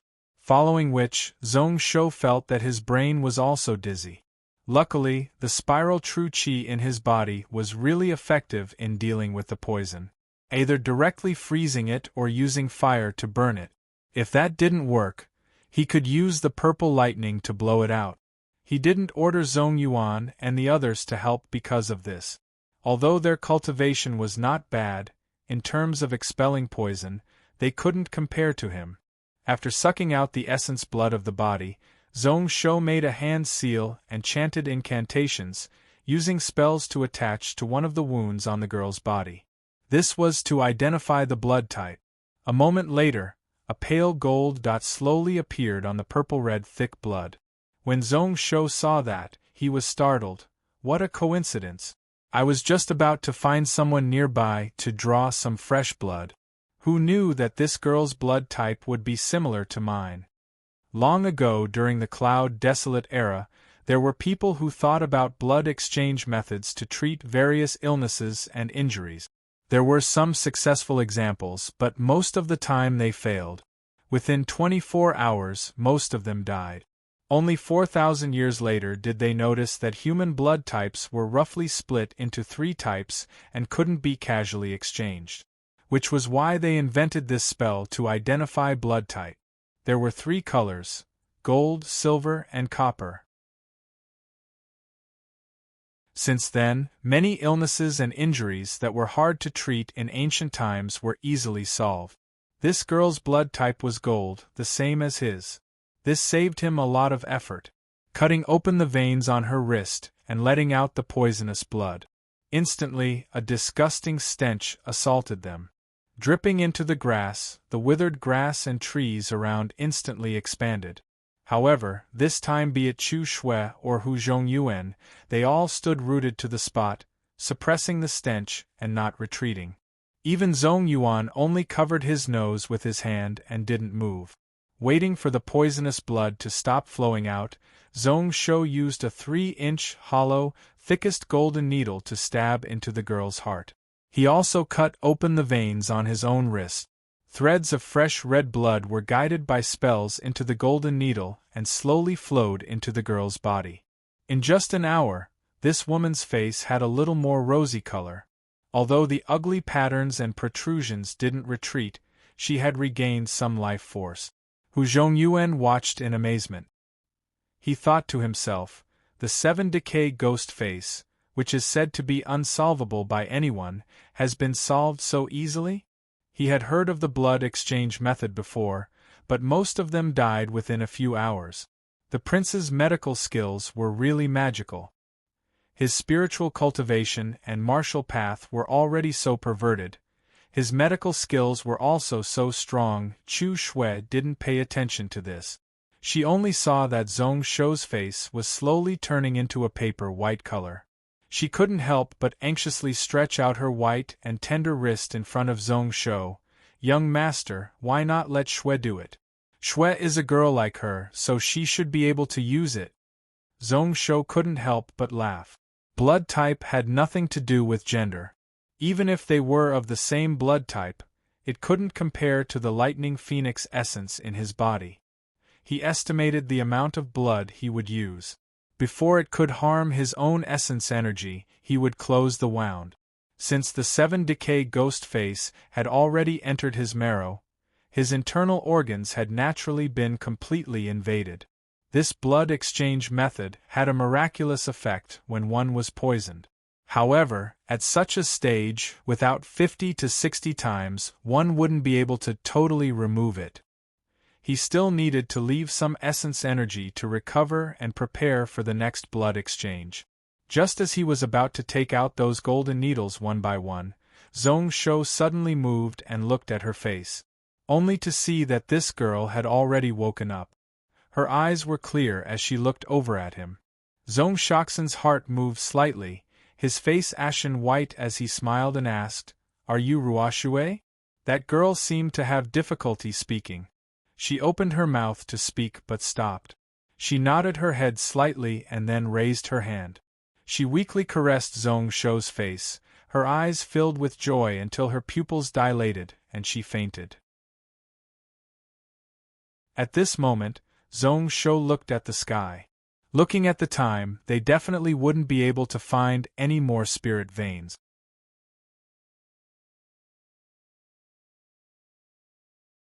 Chapter 174. When Zhong Shou entered the forest, Zhong Yuan and Chu Shui had already followed. The former had stepped into the martial ancestor realm a few days ago. He barely stepped on the time limit set by Zhong Shou and avoided the danger of becoming a naked corpse. At this moment, Chu Shui had also successfully merged with that metal element earth vein. Her internal energy might be much weaker than Zhong Shou, but her aura was much longer than Zhong Shou's. They were able to catch up with him easily. On the contrary, although Hu Zhongyuan had merged with a new spiritual vein, he had to take care of the heavily injured Ruoxue and couldn't follow. Chu Shui followed behind Zhong Shou, her expression a little confused. "Young master, didn't you already find an earth vein? Even that rising moon lion, no, that's not right. It's little Ji and little Gold. Didn't they successfully merge? Why do we still need to go there?" Speaking of the names of these few protector beasts, Chu Shui couldn't help but be speechless. She strongly doubted her young master's taste. Even kids didn't have such names. It was so uncouth. Zhong Yuan's eyes flashed and knew that Zhong Shou's martial path had already broken through to the Xiantian realm. Half a month ago, Zhong Shou carried Ruoxue back. However, compared to his spiritual cultivation that had already entered the night-wandering realm, although it was shocking, it was still acceptable.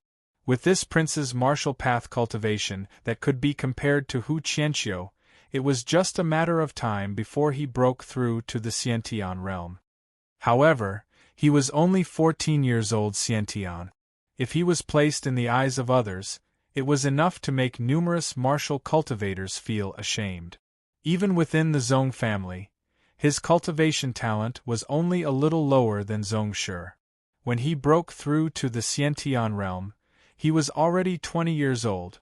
On the other side, Zhong Shi acted like he didn't hear what Chu Shui said. In the depths of his eyes, one could see a little bit of anxiousness.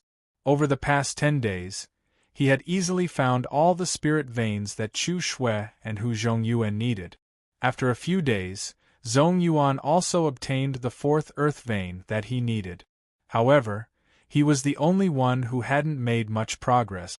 Earth veins of water and fire that contained all 5 elements were easy to find. In this era, the spirit tide was not far away and the spirit veins were beginning to become abundant.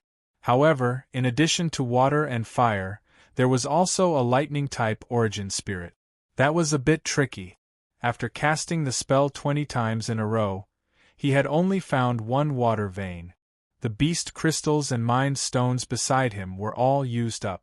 This last time, it was Hu Zhongyuan and the others who went around hunting beasts before they barely managed to gather all of them. If he succeeded, that would be for the best. However, if he failed, he would have to wait for 10 days or so before he could go to a large city with a branch of the Sanlu Bank and retrieve some spirit stones. His heart was clear. He wasn't happy with external gains. He wasn't sad. He was really open-minded. He wouldn't be worried about his own cultivation progress. He was just worried about Xianyuan Iran. The 5-month period was almost up and he was still stuck at the initial Xiantian realm. How could he not be worried? He couldn't let that girl wait for too long for him. At this moment, he didn't have any other thoughts. He just wanted to quickly merge with the spiritual veins and gather some capital. Then, he would rush to Xian Mountain City to meet his future father-in-law. As they say, lightning and fire are born together. It has all 5 elements. Within fire there is lightning. Although this type of earth vein wasn't common, it wasn't rare either. Although the water fairy lake was bitterly cold, it was still extremely cold. Although this water lake is cold, within 4,000 miles there are several volcanoes and they don't lack fire. Why can't I find it? If I really have no choice, I can only try that place. If I can't, I can only delay for a few more days. After I get the beast crystals, I will find another place to search. It was still that mountain peak. Zhong Yuan, Chu Shui, and that rising moon lion weren't standing within the formation. Instead, they each took a corner to protect him. There was also that grade 5 demon eye silver bear that Zhong Shi had unsealed. It was standing in the middle of the formation, giving off a threatening aura. When Zhong Shi used the 3 mysterious spirit reflecting technique, he started to lean towards the north of this small mountain range. In terms of geography, that place was the dragon head position of the entire mountain range. Normally speaking, it was where the spiritual veins gathered the most, tens to hundreds of times larger than other places. In the past, the reason why Zhong Shi purposely avoided it was because of the bunch of white apes here. They were all grade 4 beasts, 20 of which were grade 5. An ape king had indiscernible strength. Moreover, it was extremely smart, similar to an 8-year-old human child. This was why, unless he had no choice, he wasn't willing to offend this bunch of beasts. That 5-colored light appeared once more. One could see many ripples. After using this technique 20 times, Zhong Shi was already used to it. He originally made up his mind that if he couldn't find it this time, he would immediately leave. However, in just a moment, his brows furrowed and a look of joy appeared on his face. Countless spirit veins appeared on the 5-colored light screen. One of them was red with a hint of purple. It was a fire element spirit vein that he had been looking for a long time. It contained all 5 elements and also had a spirit of lightning. What luck! It is actually a high grade. Only this place is a little problematic. Unfortunately, Ruoshui can't move. If he could have the help of this 7-meridian Xuanwu ancestor, no matter how strong those white apes were, it would be as simple as cutting vegetables. A martial ancestor with 6 meridians of the earth chakra level had roughly 900,000 kilograms of strength. However, once it reached 7 meridians, the Xuanwu ancestor realm, it would explode, a full 3 million kilograms. It was 3 times that of before. Don't look at how weak Ruoshui looked now. Actually, as long as she used some strength and pinched slightly, Zhong Shou would most probably die. Looking around, Zhong Shou shook his head. Out of these 2 people and 1 beast, only Zhong Yuan could help. As for Chu Shui and Little Ji, they would be a burden if he brought them along. Zhong Shou had a slight thought and released his soul from his body. That demon eye silver bear, which had turned back into soul smoke, also rose into the air. He turned into a lightning phoenix and flew towards the north. Not long later, he had arrived at the north end of the mountain range. This place was a short mountain peak. However, it was really steep. On both sides were tall cliffs. Hundreds of white apes were spread out all over the mountains. Zhong Shou was worried. Of all places to hide this spiritual vein, why did it have to be hidden in a mountain cave filled with white ape? However, it was fixed there and didn't move. This place was obviously the nest of the ape group. The white apes that came in and out of this place were obviously more muscular. Their auras were strong and their eyes were shining brightly. Looking around, Zhong Shou shook his head and totally lost all hope. There were no blind spots, there was no way to avoid this bunch of beasts. Just as he was about to give up, his heart suddenly moved as he thought about something. The lightning wings flapped and Zhong Shou's soul flew up once more. However, this time he directly flew towards the lakeside where the few of them were living, wrapping up the few wine bottles within the carriage. This wretched girl, she actually drank more than 4 bottles of wine in secret. No wonder her body training improvement far exceeded my expectations. Why didn't I notice before that Shui actually liked this? Flying close to the short mountain, Zhong Shou first separated and hid the 6 bottles of celestial wine that were lucky enough to survive. He placed them hundreds of miles away where some beasts found it hard to climb. They were either hidden in small caves or on 10,000 feet high cliffs. All of the bottle caps were broken. Following which he returned to wait near the short mountain. As expected, in just a short moment, those white apes started to get restless, swarming outwards. Even in the cave on the left high cliff, there were tens of white apes that all ran out. One of them was the biggest. There were even golden patterns on its chest. Zhong Shou smiled when he saw the situation, feeling a little regretful. I haven't even tasted a single mouthful of those celestial wines, but those beasts got lucky. Who knows how skilled that missionary that Lei Dong thought about so much is? What a waste. A talisman shot out from the depths of his soul. On the flat ground, a light wind instantly blew into the cave. Zhong Shou waited silently, confirming that there wasn't anything that could be considered a huge enemy within. He didn't delay any longer and flew in. The moment he entered, there were 3 slightly old white apes that all got up. First, their eyes were filled with wariness. Following which, when they saw the Een mist, they charged around the cave without any worry. They didn't hesitate at all, roaring out as they charged over. Zhong Shou didn't care at all, the lightning tooth sword piercing out from his soul, drawing several exquisite arcs in the air, killing these 3 grade, 4 white apes on the spot. Looking at that ape king, it is about to advance and most probably mutated. This beast is obviously intelligent and is attracted by the celestial wine. It can actually arrange subordinates to defend this cave. It seems like I need to be quick. His soul floated and found the location of the earth vein. Right away, Zhong Shou took out the spirit-absorbing pagoda and started to absorb it. During these 20 days, who knows what he learned from the 3 mysterious spirit-reflecting technique.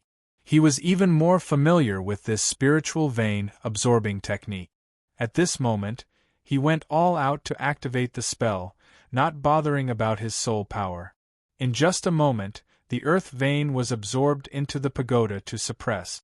Zong Shoksan was instantly delighted. He knew that his initial earth chakra meridian cultivation was already half completed. Once he merged with the spiritual vein, the source spirit within would continuously provide spiritual energy. His energy meridians would be able to last longer and his strength would greatly increase. At this moment, those white apes still didn't show any signs of rushing back. Zong Shou had a thought as he looked deep into the cave. Wherever beasts gather, there will be many spiritual items. Although these white apes are pack beasts, they might have some good stuff. Zong Shou used his spiritual sense to sense the area. Those apes were still tens of miles away, like headless flies, searching all around. He didn't worry anymore as he flew deeper into the cave. In just a moment, his eyes were wide. Who knows if the deepest part of the cave was naturally like this or if it was opened up by these white apes. It was extremely wide, thousands of feet to the north and south. However, it was really messy within. There were fruit cores and beast bones everywhere. Even Zong Shou, with his soul body, could sense the pungent smell here. However, when he swept around, he laughed to himself. His eyes focused on the east corner of the stone hall.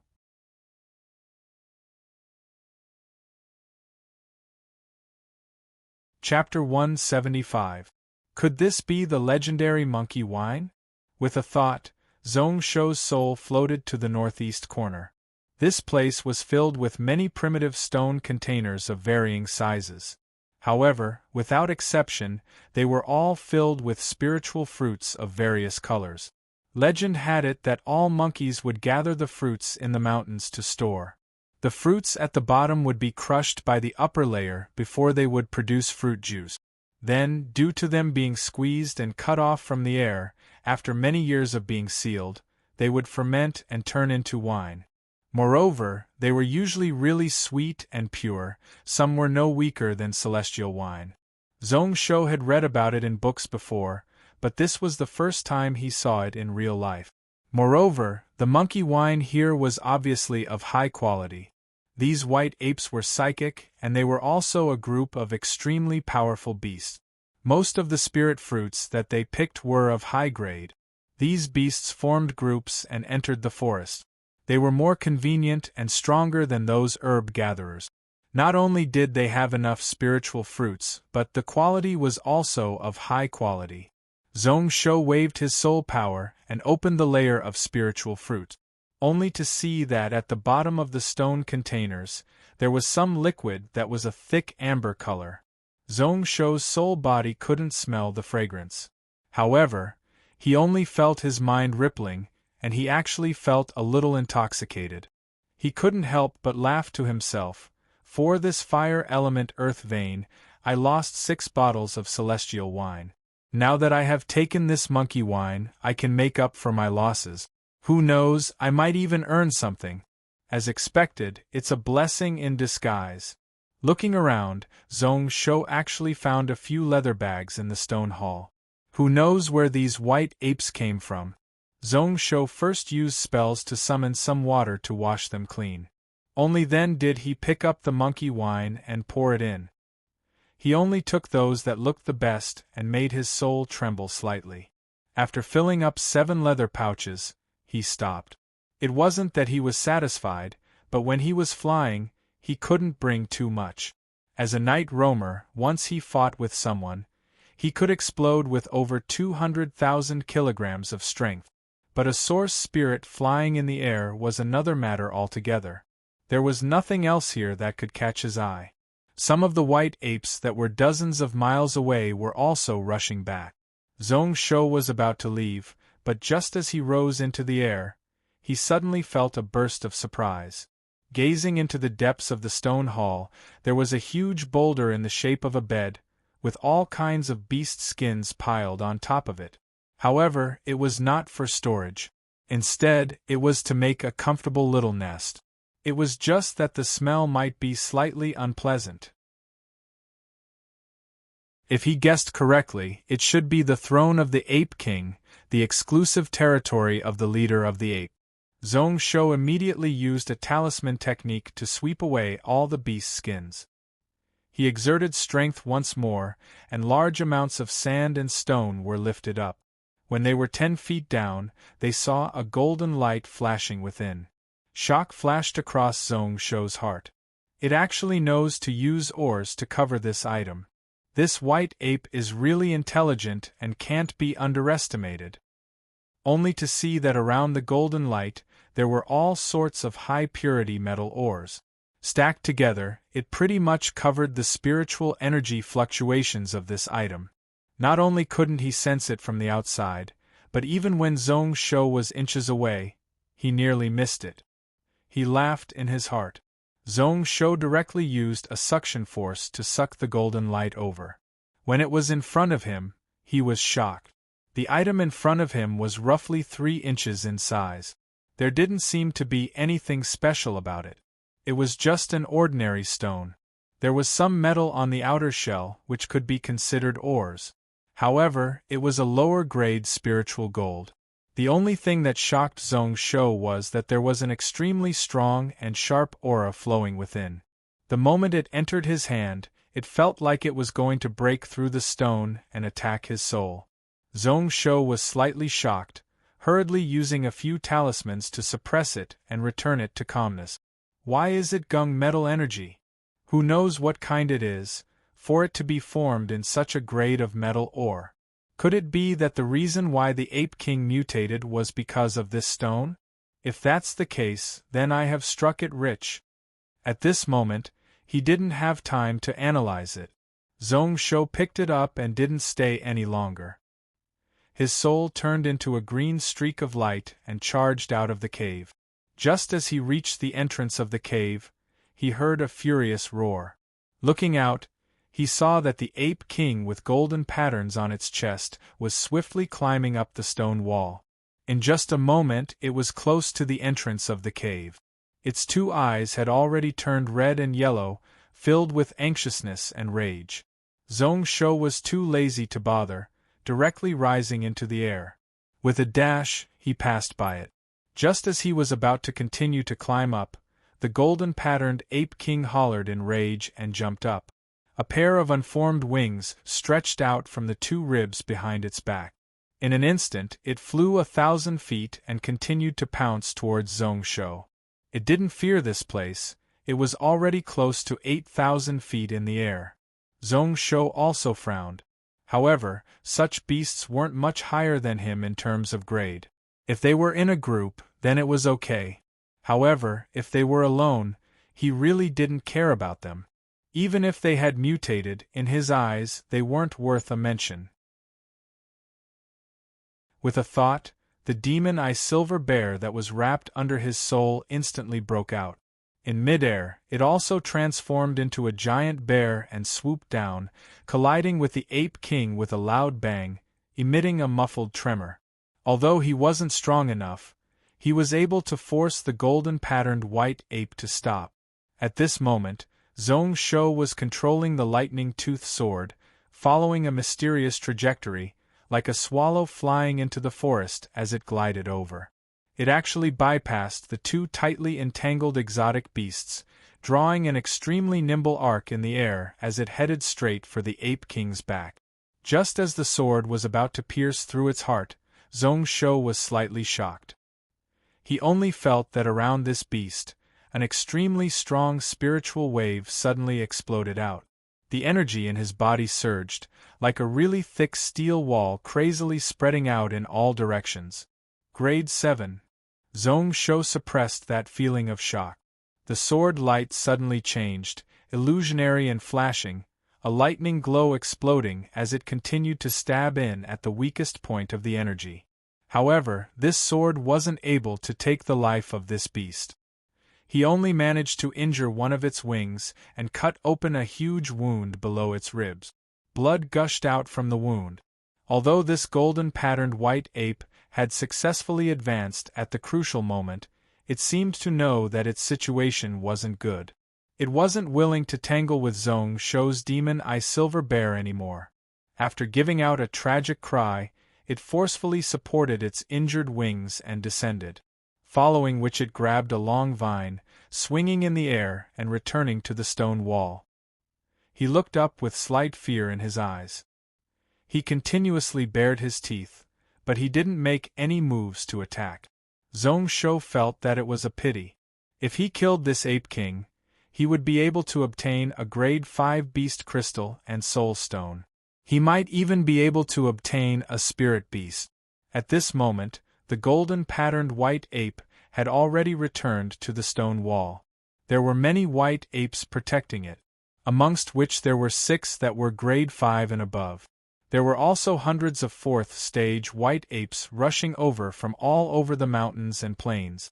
Even if his sword skills were high, he could only look on helplessly. At this moment, if he didn't leave, the unlucky one would be him. Keeping the demon eye silver bear, Zhong Shou continued to transform into the lightning phoenix form. First, it climbed 12,000 feet before flapping its wings and flying around. However, after flying for tens of miles, Zhong Shou felt that something wasn't right, only to see that below, the hundreds of white apes were sprinting swiftly, scaring the surrounding beasts so much that they all crazily fled. The one charging at the front was the golden-patterned Ape King. Even though he was injured, the speed at which he leapt through the dense forest was only slightly slower than his own. In the blink of an eye, he had covered a distance of several tens of kilometers. This ape-type beasts really hold grudges. Once they offend them, they won't rest until they die. Let's hope that fellow below can chase faster. As long as it is alone, I can slash it down with one sword. However, that Ape King was obviously smarter than he expected. It didn't advance lightly, maintaining a safe distance from the ape group behind it. It only followed far behind him, its eyes shining fiercely. Zhong Shou sighed, knowing that he had caused a lot of trouble this time.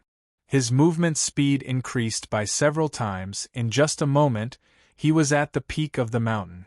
When he returned to his body, Zhong Shou first sent out a message talisman. Then, he didn't bother about anything else, pulling Chu Shui's hand and sprinting down the mountain. Although Zhong Yuan found it weird, he was filled with respect for this prince. He didn't ask much and just followed. When they returned to the lakeside, Hu Zhongyuan, who had gotten the message talisman, had already tied the 18 Windrider foals onto the cloud-crossing carriage. Looking at Zhong Shou and the others running over, his face was filled with shock. "Prince, what happened? Why are you in such a rush?" Zhong Shou didn't explain, rushing into the wooden hut and personally carrying Ruoshui out. Then, he ran onto the cloud-crossing carriage before saying, "Stop talking nonsense, let's run." Hu Zhongyuan's face was filled with doubt. He was already at 6 meridians of the Earth Chakra level. Along with Zhong Shou, who was a night-wandering realm spirit master with strong sword techniques, a grade 5 spirit beast, and also the purple lightning spear Zhong Yuan, even if they faced a 7 meridian Xuanwu ancestor, they had the ability to fight. In this wilderness, apart from the legendary Chill Serpent, who else could make Zhong Shou so afraid? In the next instance, a few ape roars rose and fell, one after another, continuous and unending. In just a moment, a golden-striped white ape suddenly appeared in their field of vision. Behind it was a mountain full of white shadows. Hu Zhongyuan's face instantly turned ashen white. He dashed in front of the carriage and snatched the reins from Zhong Yuan's hands. Then, he personally controlled the Windrider foals and swiftly galloped forward. To be continued.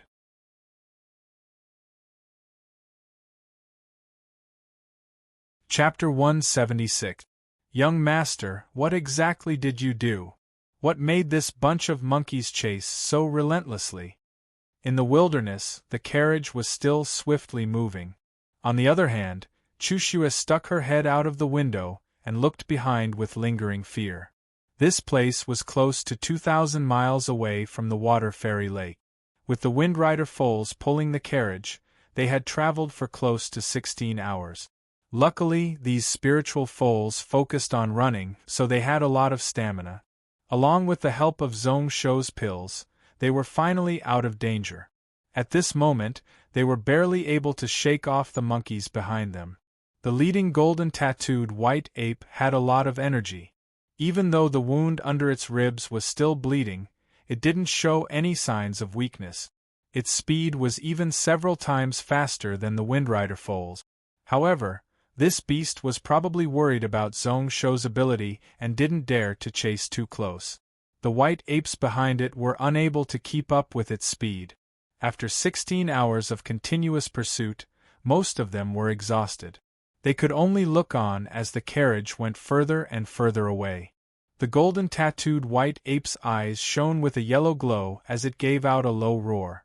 Its aura was terrifying, causing Chu Shui, who was tens of miles away, to feel shocked. Zhong Shou didn't care at all. After he totally relaxed, he smiled. "Nothing much, I only slashed him once. Unfortunately, I wasn't able to destroy him." Chu Shui didn't believe him. The eyes of the monkeys were all red. They didn't just treat Zhong Shou as their enemy. Following which, Zhong Shou took out several items from his body. First, there were tens of oars. Chu Shui didn't pay much attention to them, just taking a look before dismissing them.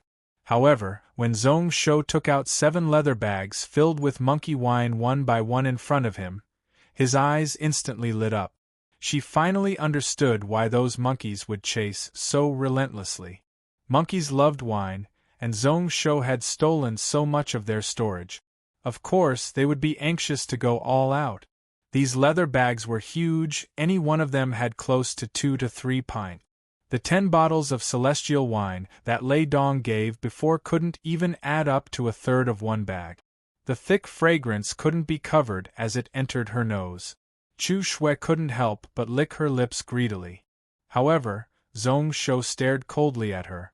She instantly felt guilty, acting like nothing had happened as she looked out of the window. Following which she heard Zhong Shou laugh, "Little greedy cat.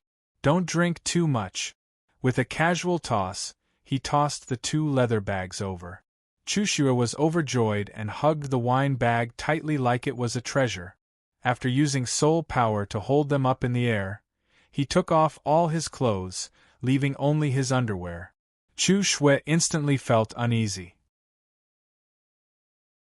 Speaking of which, in the past when she gave Zhong Shou a medicinal bath, she didn't feel that there was anything wrong with the 2 of them being naked, treating it like it was right and proper. Now, when she spoke to Zhong Shou, her face would turn red. Sometimes she didn't even dare to look at Zhong Shou. She wanted to escape out of the carriage. However, when she saw that Ruoshui was lying lazily on the soft couch, looking at Zhong Shou's actions without any intention of avoiding him, she felt a chill run down her spine. For some reason, Chu Shui felt a sense of unwillingness rise up in her chest. After gritting her teeth, she sat on the spot and didn't move. Zhong Shou adjusted his breathing and his mind regained its calmness. What he was going to do next couldn't be wrong at all. He stretched out his hand and grabbed the few remaining soul stones in his pouch.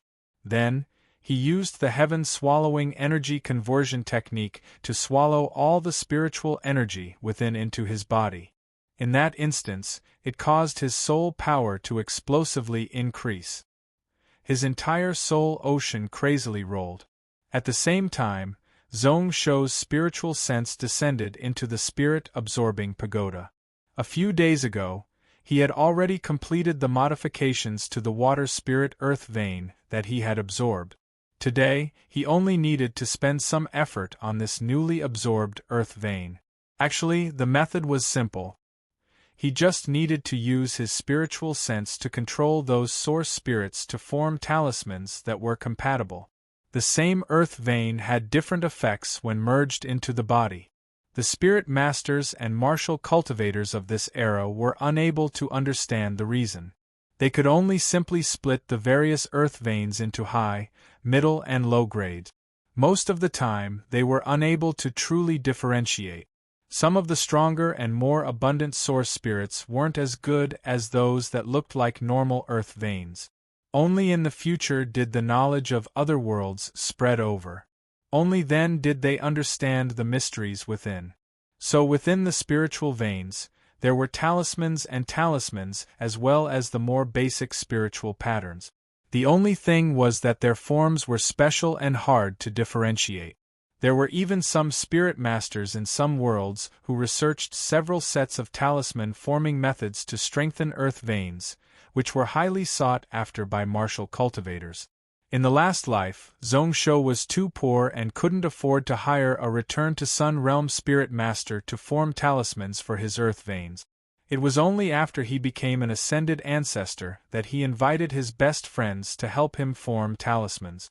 However, in terms of foundation, he was still weaker than those disciples from the large sects and aristocratic families.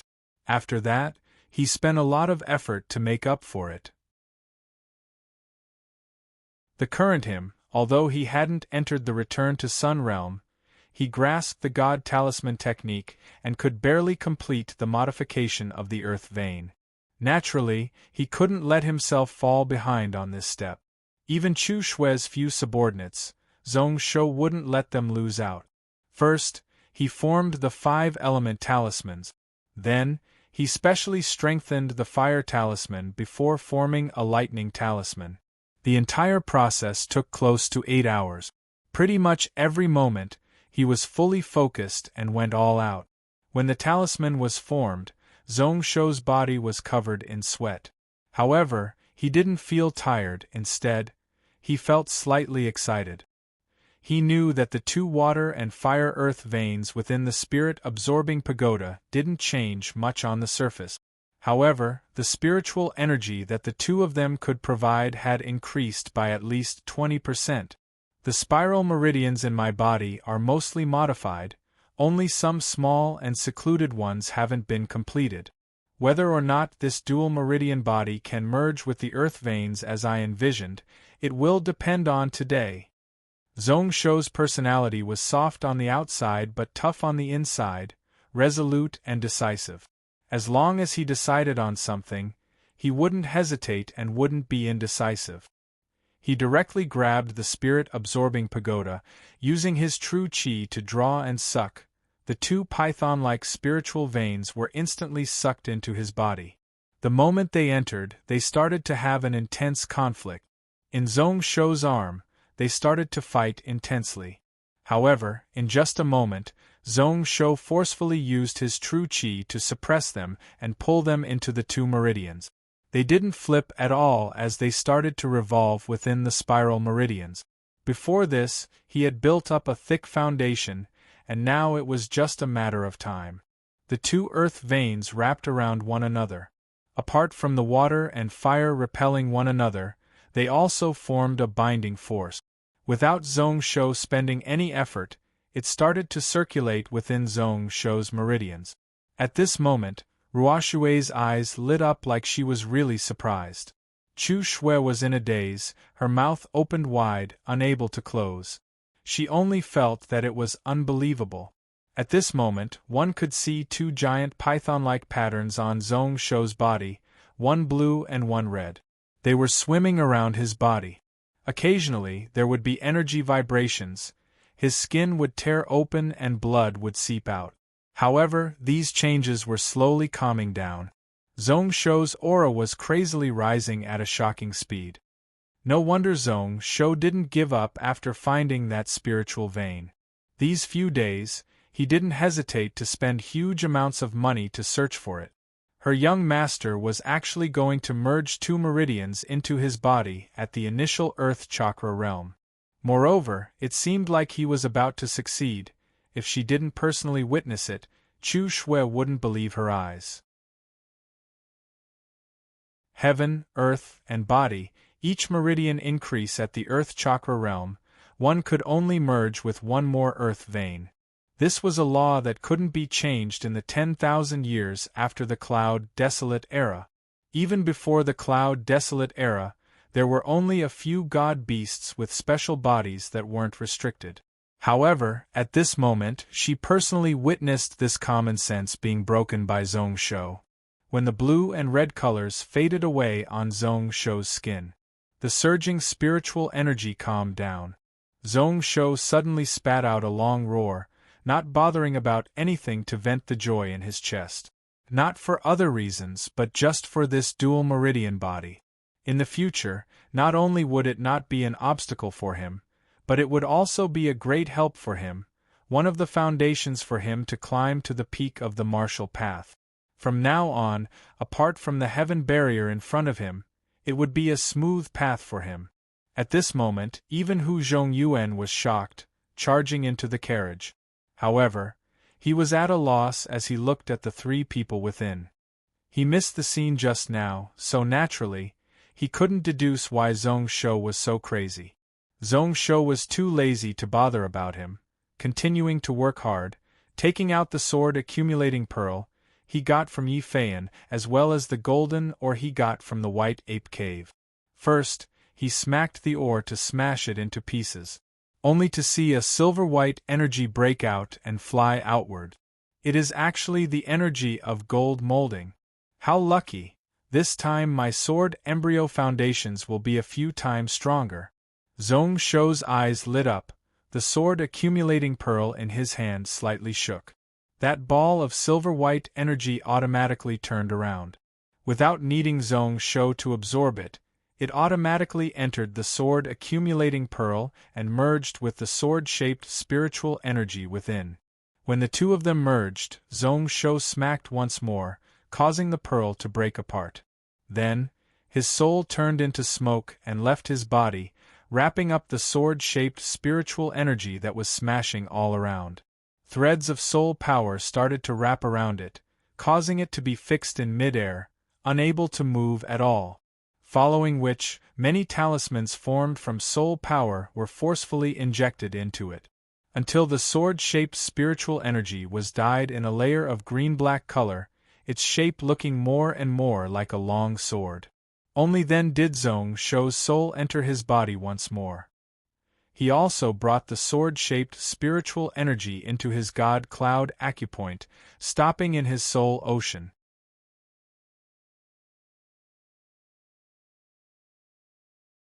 Chapter 177. At this moment, at the center of the soul power ocean, a sword-shaped silver-white energy ball was floating in the air. It was connected to the Sky Fox Lightning Phoenix mark and the endless flame ocean below. There were also many spiritual patterns that connected to the three true spiritual talismans. It caused the sword to be wrapped with the power of water and fire as well as the purple lightning glow. This is the so-called sword embryo. Zhong Shouxin's mind shook slightly, his chest filled with surprise. There were many different sword cultivation paths, and there were differences in their strength. At this moment, what he had achieved was a sword embryo that was publicly recognized as the most brilliant. Gathering various types of metal energy to craft the sword, after gathering it, he would continuously polish and nourish it, finally forming the shape of a sword. Merging with the soul and using the soul to nourish it, it had a special name called the illusionary spirit forging sword technique. This illusionary spirit sword didn't have a physical form, but it could merge into any spiritual weapon. This was why he wasn't afraid of it being destroyed and didn't need to worry about changing spiritual weapons. If he cultivated it to the end and was able to turn illusionary into real, power's strength wouldn't be weaker than those legendary top weapons. Before this, the sword accumulating stone that Yi Feishuang gave him had already formed into the shape of a sword. The metal energy gathered within was even more extraordinary. It could directly be used as a sword embryo, and after adding the gold molding energy, it was even more unstoppable. The quality could be said to have directly increased by 2 levels. This caused Zhong Shou to be unable to resist the temptation of this item and chose to merge with it on the spot. However, it was only a sword embryo now. If one said that he was 100 steps away from turning illusionary into real, he had only walked 1.5 steps. Zhong Shou suddenly opened his eyes, and a look of anticipation flashed across his eyes. Out of body. With a thought, the lightning-toothed sword by his waist instantly opened its eyes. A sword-shaped energy flew out from Zhong Shou's brow and entered the lightning-toothed sword. It caused the energy of the lightning-toothed sword to shake, the spiritual energy fluctuations swiftly increasing. The surrounding lightning glow also increased by several times.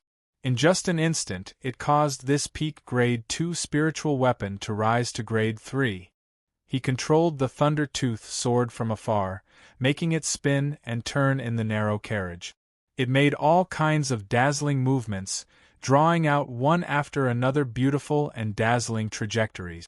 Zhong Shou's eyes were filled with surprise. His control over this sword was actually as he wished.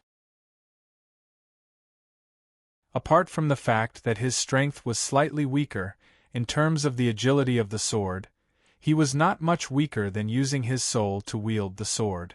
Even if there were times when it was rough, it was because he hadn't fully refined the sword embryo. This is the second primordial spirit of a spiritual technique? He was indeed impressive. Even though it was just an embryo, it had such a special ability. Since it was a sword, it had to have a name. My sword Dao is a mixture of 100 schools of thought, converging into one. This sword should also carry my will, and it can be named One Origin Sword. He casually gave his sword a name. Zhong Shou reached out with his hand, causing the lightning-toothed sword to return to his hand. Activating the dual water and fire-earth veins in his body, instantly a 90 feet long blue-red sword energy spat out. Many purple lightning bolts wrapped around it, making it seem really sharp and terrifying. Initial Earth Chakra Meridian, a full 62,000 kilograms of strength, but he could spit out energy for 90 feet, no weaker than peak Xiantian. Such an achievement was enough to make him proud. At this moment, even if he faced a martial ancestor with 6 meridians, he was confident that he could fight to the death with him. He patted his right arm, and Little Gold's body started to wrap around the sword body.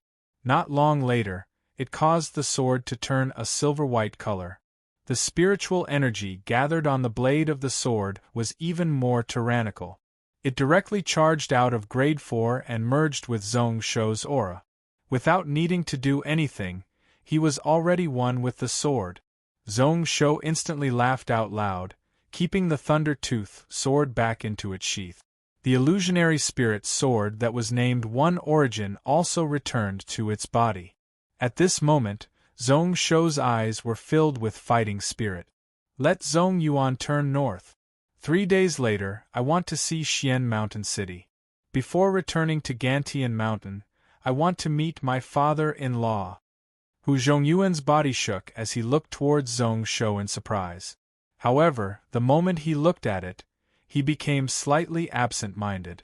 The current Zhong Shou gave him the feeling that he was a top treasure sword that had broken through many seals and was out of its sheath.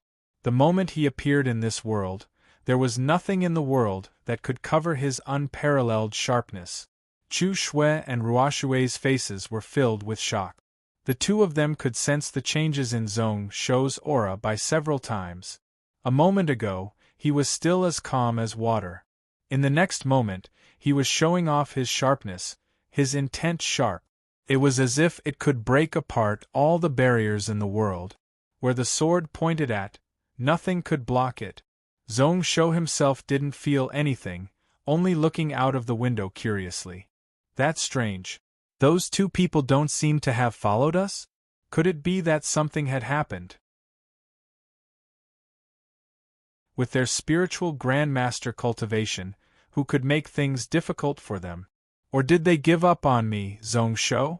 Just as Zhong Shou raised his head and looked up in confusion, 200,000 feet above the ground, energy and wind shot out in all directions. Numerous destructive sound waves spread out in all directions.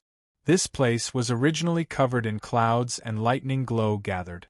However, it was forcefully pushed aside by 2 strong auras.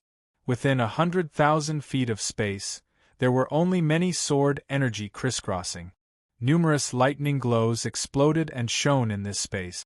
Shui Lingbo's body had shrunk to that of a 14-year-old. The lightning mark on his face had already covered a small half of his face. She continuously shifted and dodged in midair.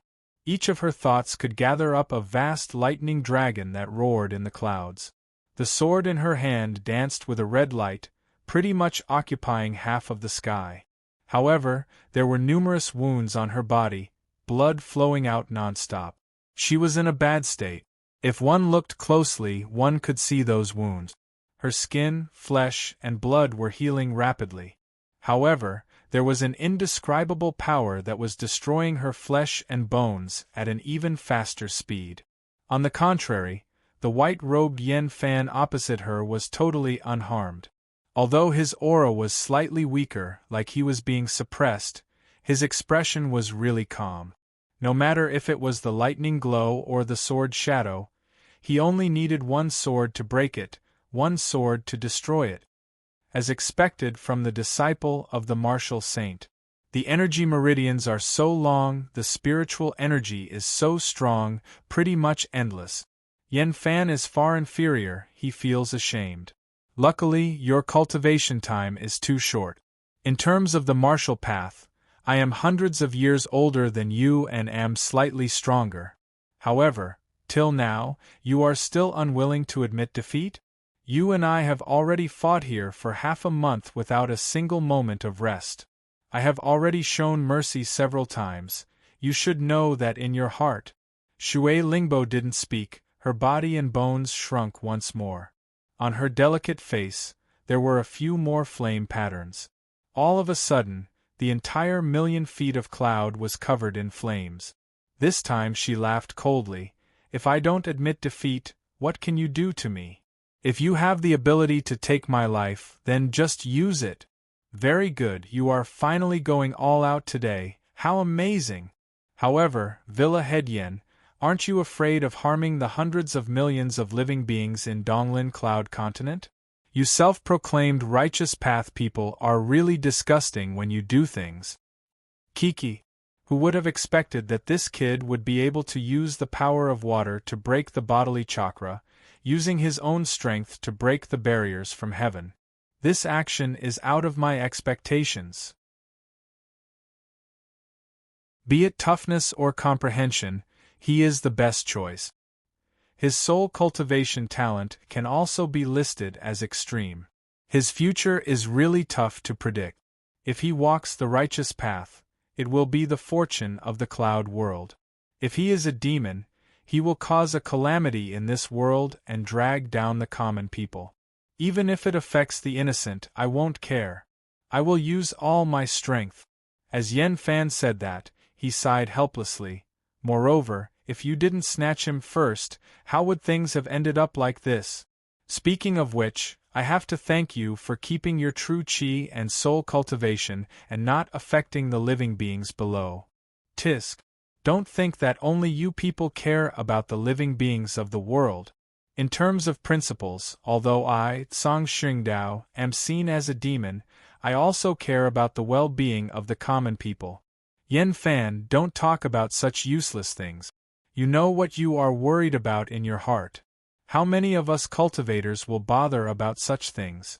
Most of the time, we just go with the flow to respond to the heavens. Normally, who cares about the life and death of the people of the cloud world? What does the life and death of ants have to do with us? Now that the spiritual wave is about to rise, apart from those few vast habitats and heavenly grotto heavens, the experts of the various worlds are about to descend. Our 10 shrines, 19 spiritual houses, which one of us isn't in danger of being wiped out? You said that I snatched him. 10 days ago, if I didn't do anything, you would have snatched him, right? Yen Fan's face was filled with a bitter smile and helplessness. Shui Lingbo's expression was filled with killing intent. The legacy of the sect is above everything. Shui Lingbo, even if I have to use everything I have, I will take that Zong Shou into my Taiyuan sect. However, before her sword light exploded out once more, Yen Fan's body flashed and he was hundreds of thousands of feet away.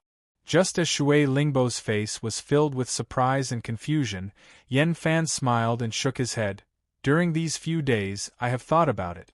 It isn't a solution for us to continue like this. Don't you think that with the talent that this kid shows, where he belongs isn't something that the two of us, or even Taiyuan and Wujua sects can decide? Shui Lingbo was startled. She took in a deep breath and then decisively kept her sword back into her sheath. Then what do you think we should do? In a few days, Yan Fan will definitely report to my vast habitat teacher and the head of my Kenzo sect. As he said that, Yan Fan stood with his hands behind his back and sighed. Why don't the heads of our two sects decide where this kid belongs? At most 3 months and there will be an outcome. Shui Lingbo frowned once more. A moment later she nodded her head. Let's do as you say. Which sect this kid joins will be decided by the elders. I only hope that Manor Head won't regret it at that time. After saying that, he waved his sleeves and turned around to leave. He actually crossed 100 miles in an instant, directly disappearing from this silent and empty space. Moments later, Yan Fan's face began to wither and decay at an alarming rate. His eyes were filled with helplessness. The losses from this battle were no less than a heaven tribulation.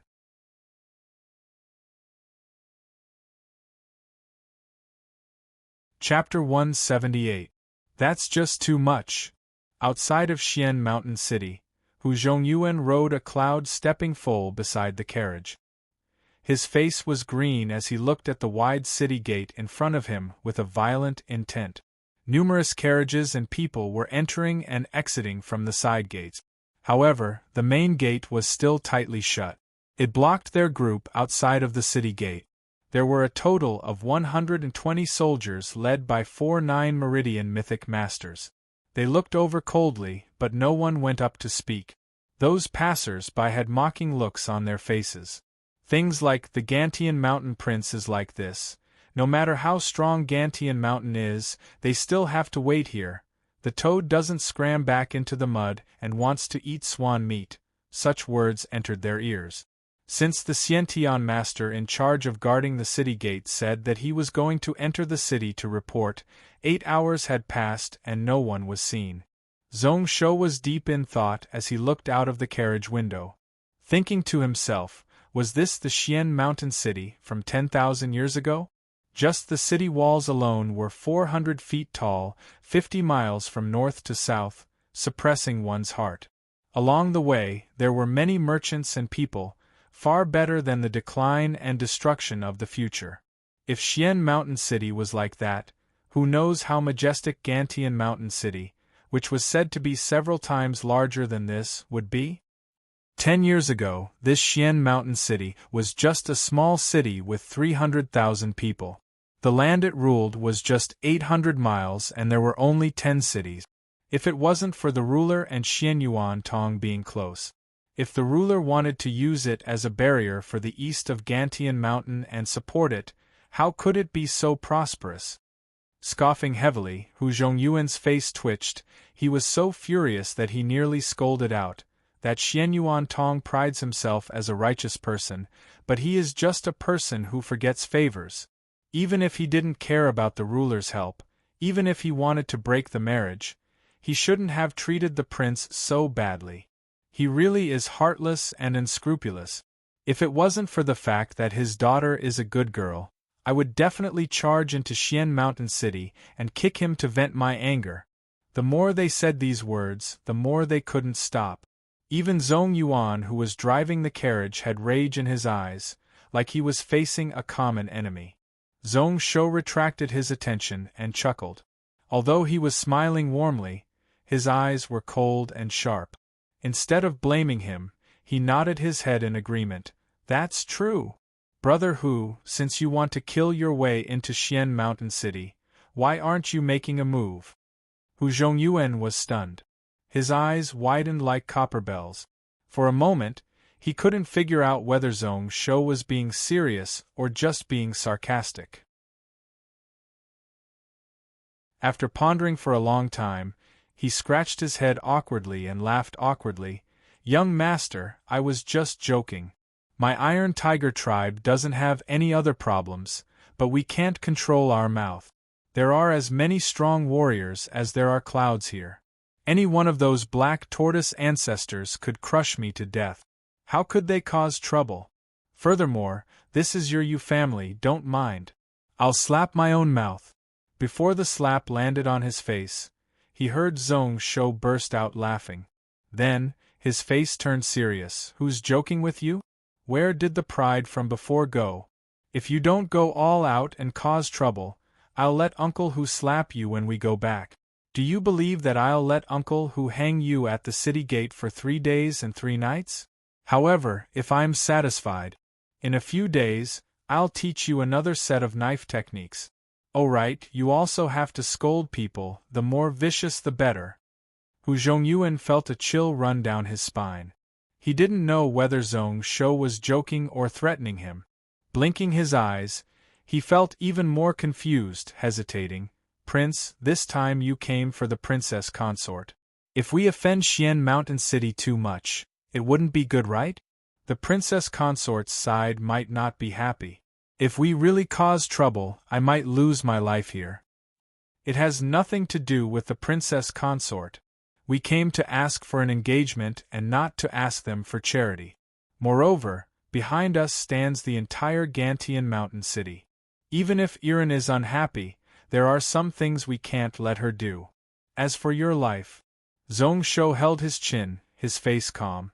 If they dare to take it down, I'll tear down this Xian Mountain City and bury it with you, Hu Zhongyuan. How about that? Zhong Yuan, who was driving the carriage, was instantly moved. Hu Zhongyuan's eyes lit up, looking weirdly at Zhong Shou. He understood what Zhong Shou meant. Then, he laughed out loud. The prince is wise. The ruler really has a successor. Xian Mountain City, this bunch of brats, they really made me angry. I'll go all out today. When Fang Yin said that, Hu Zhongyuan had already urged his horse forwards, galloping swiftly towards the city gate 1,000 feet away. Just as the soldiers at the gate were all shocked and didn't know what to do. Only to see Hu Zhongyuan pull out his knife. It was also 7 feet long, the back of the knife was filled with hook-shaped teeth, shining with a cold light. Charging to 5 feet in front of the main gate, he slashed down heavily. Invincible Tiger Overlord, open for me! The knife energy exploded, charging a full 700 feet into the air and smashing heavily on the giant iron gate. A heavy king sound, numerous sparks flew, along with the ear-piercing sound of metal cutting. That thick and heavy iron door, which was tens of feet thick, was actually sliced open from top to bottom in an instant. Hu Zhongyuan used his leg to kick. He kicked open the 100,000-kilogram iron gate in front of him, smashing it into the walls on both sides. As for the broken door pillar, it flew back hundreds of feet. There were a few armored soldiers standing behind the door. They were also caught off guard and were sent flying. They fell to the ground, their limbs broken, or they spat out fresh blood. Only at this moment did the few 9 Meridian mythic masters and soldiers react. They wanted to pounce forward but were stopped by Hu Zhongyuan's aura. Half a breath later, a 9 Meridian mythic master hollered as he slashed towards Hu Zhongyuan. The rest of the people also drew their weapons. However, before these people even acted, Hu Zhongyuan slashed down with his knife. Just small fries, all of you go and die. A bunch of small fries actually dare to look at me like that? You really don't know how to write the word death. The energy surged, directly sending these low-grade martial masters and soldiers flying 1,000 feet. Even those 4 9 Meridian mythic masters were all sent flying by the knife energy. Zhong Shou felt delighted when he saw that. He knew that although Hu Zhongyuan's knife attack looked strong, he actually held back. He held back his strength and used the back of the knife. These soldiers and martial masters were in a tragic state, but their lives weren't in danger. However, this level was far from enough. Hu Zhongyuan only stopped for a moment at the city gates before he controlled the Windrider foal to charge into the city. Zhong Yuan was also a sharp person. Without needing any instructions, he drove the carriage and followed closely behind Hu Zhongyuan's horse, charging into Xian Mountain City. Zhong Shou sat in the carriage and felt that there were close to 100 Xiantian masters and martial ancestors in the city. They were rushing over, but he didn't care as he sat on the soft couch. A few golden needles stabbed into Ruoshui's body before he smiled and instructed, "Listen to my orders and act. However, your true qi can only be used for 30 breaths. Within 30 breaths you can go all out. If you can't win, then just admit defeat." Ruoshui softly in, and placed a sword by her side. She didn't have any intention to ask, like following Zhong Shou's orders was right and proper. Zhong Shou shook his head. Who knows what Zhong Weiran did to train this girl to be like this? She was already a martial ancestor with 7 meridians of the earth chakra level, a rare expert in the world. However, she was still so quiet. Following which he looked towards Chu Shui. This brat was looking over with a face full of worry. Zhong Shou couldn't help but feel delighted. Shui, you go to the front to control the carriage. As for Zhong Yuan Yu, he felt that there were several Xiantian masters close to 1,000 feet away. A cold glow appeared in Samuraim's eyes. Go help Hu Zhongyuan. You are allowed to attack as you wish. As long as you don't kill anyone, it doesn't matter. If you kill someone, I'll take responsibility for you. Chu Shui was originally a little worried. When she heard that, she couldn't help but feel a chill run down her spine. Zhong Yuan's eyes lit up. He raised the purple lightning spear and cut a portion of the ropes, taking out one of the windrider foals that were pulling the carriage. He jumped on the horse and held his spear, chasing behind Hu Zhongyuan. He wasn't willing to work for Zhong Shou. However, if he could make the people of Xian Mountain City suffer some pain, he was more than happy to do so. At this moment, those few Xiantian masters had just arrived. The one at the front hollered furiously, filled with killing intent, "Stop! This is Xian Mountain City. Who dares to be arrogant? Do you want to die?" Hu Zhongyuan glanced over. It was okay if he didn't look, but when he did, he was furious. One of them was the city gate commander who had left them at the city gate for a total of 8 hours. Before this, he said that he was going to report to the city lord manor, but now he appeared here. He went all out to urge the horse to charge forwards. Another vast knife glow swept over. "Fuck your 18 generations of ancestors, a Xiantian master dares to be arrogant in front of me. So what if I am arrogant? You dare to leave me, Hu Zhongyuan, for 8 hours, you are asking to die." Pung! That 7-foot tiger king knife directly smashed a ball of sword light into pieces. Not only did he directly knock out the peak Xiantian expert who spoke with the back of the knife, but he also directly smashed away the Xiantian master behind him with his vast energy. Just as he felt his rage dissipate, he turned around and was ready to deal with the two on his right, only to see that Zhong Yuan suddenly chased up from behind. The purple spear in his hand was like a lightning glow flashing, piercing through the stomach of the enemy in front of him along with his horse, forcefully sending him flying. Hu Zhongyuan's mouth was agape. He felt that he was already really vicious, but who knew that this Zhong Yuan was even more vicious than him? Directly piercing through the stomach of this person, breaking open his energy ocean. Even if he recovered in the future, he wouldn't be able to cultivate and would be a piece of trash. To think that this fellow could be so vicious within this Xian Mountain City. He really didn't want to live. After this person was another 2 Meridian Xiantian master. Not only did he not show fear, but he was even more furious, holding a large spear and using the horse's momentum to stab over. Zhong Yuan was silent and unfazed. The purple spear in his hand suddenly disappeared, the spear shadow disappearing. It wasn't until the two of them passed by each other that he suddenly thrust out his spear and easily pierced through the man's chest and abdomen. Similarly, the man was lifted up more than 30 feet into the air. Like a rag, he was tossed to the side.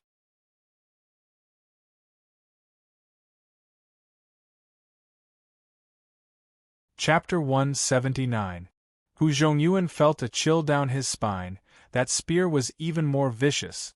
Just now, if Zhong Yuan used a little more strength, he would have been able to take his life. Now that his internal organs were all torn apart, to be able to keep his life was already not bad. He probably wouldn't be able to fight another person in his life. He looked behind him, only to see Zhong Shou sitting by the window expressionlessly, not reacting at all. He didn't have any intention to scold him. Hu Zhongyuan's brows furrowed, joy appearing on his face. The hot blood in his body boiled as he continued to gallop forward. With such a master, what did he have to be afraid of? If he didn't like people, he would just kill them. Behind the city walls was a barbican. However, it was totally undefended, still wide open and not closed. It was pretty much unobstructed as Hu Zhongyuan and Zhong Yuan charged past. Exiting the city gates of the barbican, in front of them was a huge path that was 700 feet wide. One could see that the inner walls of the city were carved with spiritual formation runes used to protect the city walls and city gate.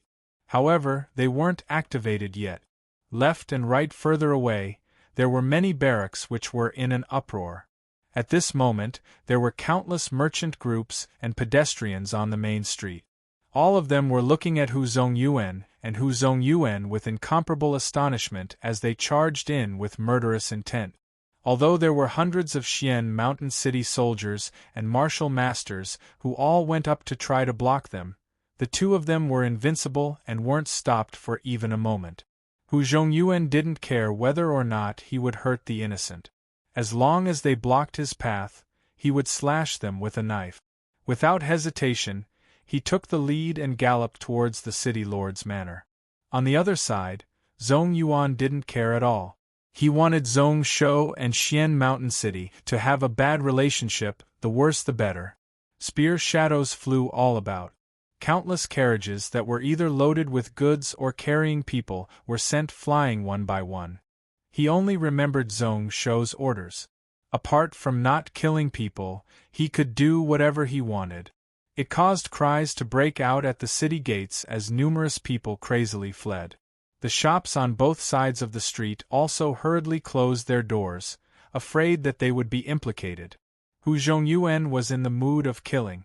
He shouted wildly and used the back of his saber to send an innate expert who had rushed over flying into the distance. Then, he heard Zhong Shou's soft humph. He immediately woke up from his stupor and remembered that he had another task besides causing a ruckus. Rolling his eyes, he scolded out, "Xianyuan Tong, you shameless person, hypocrite!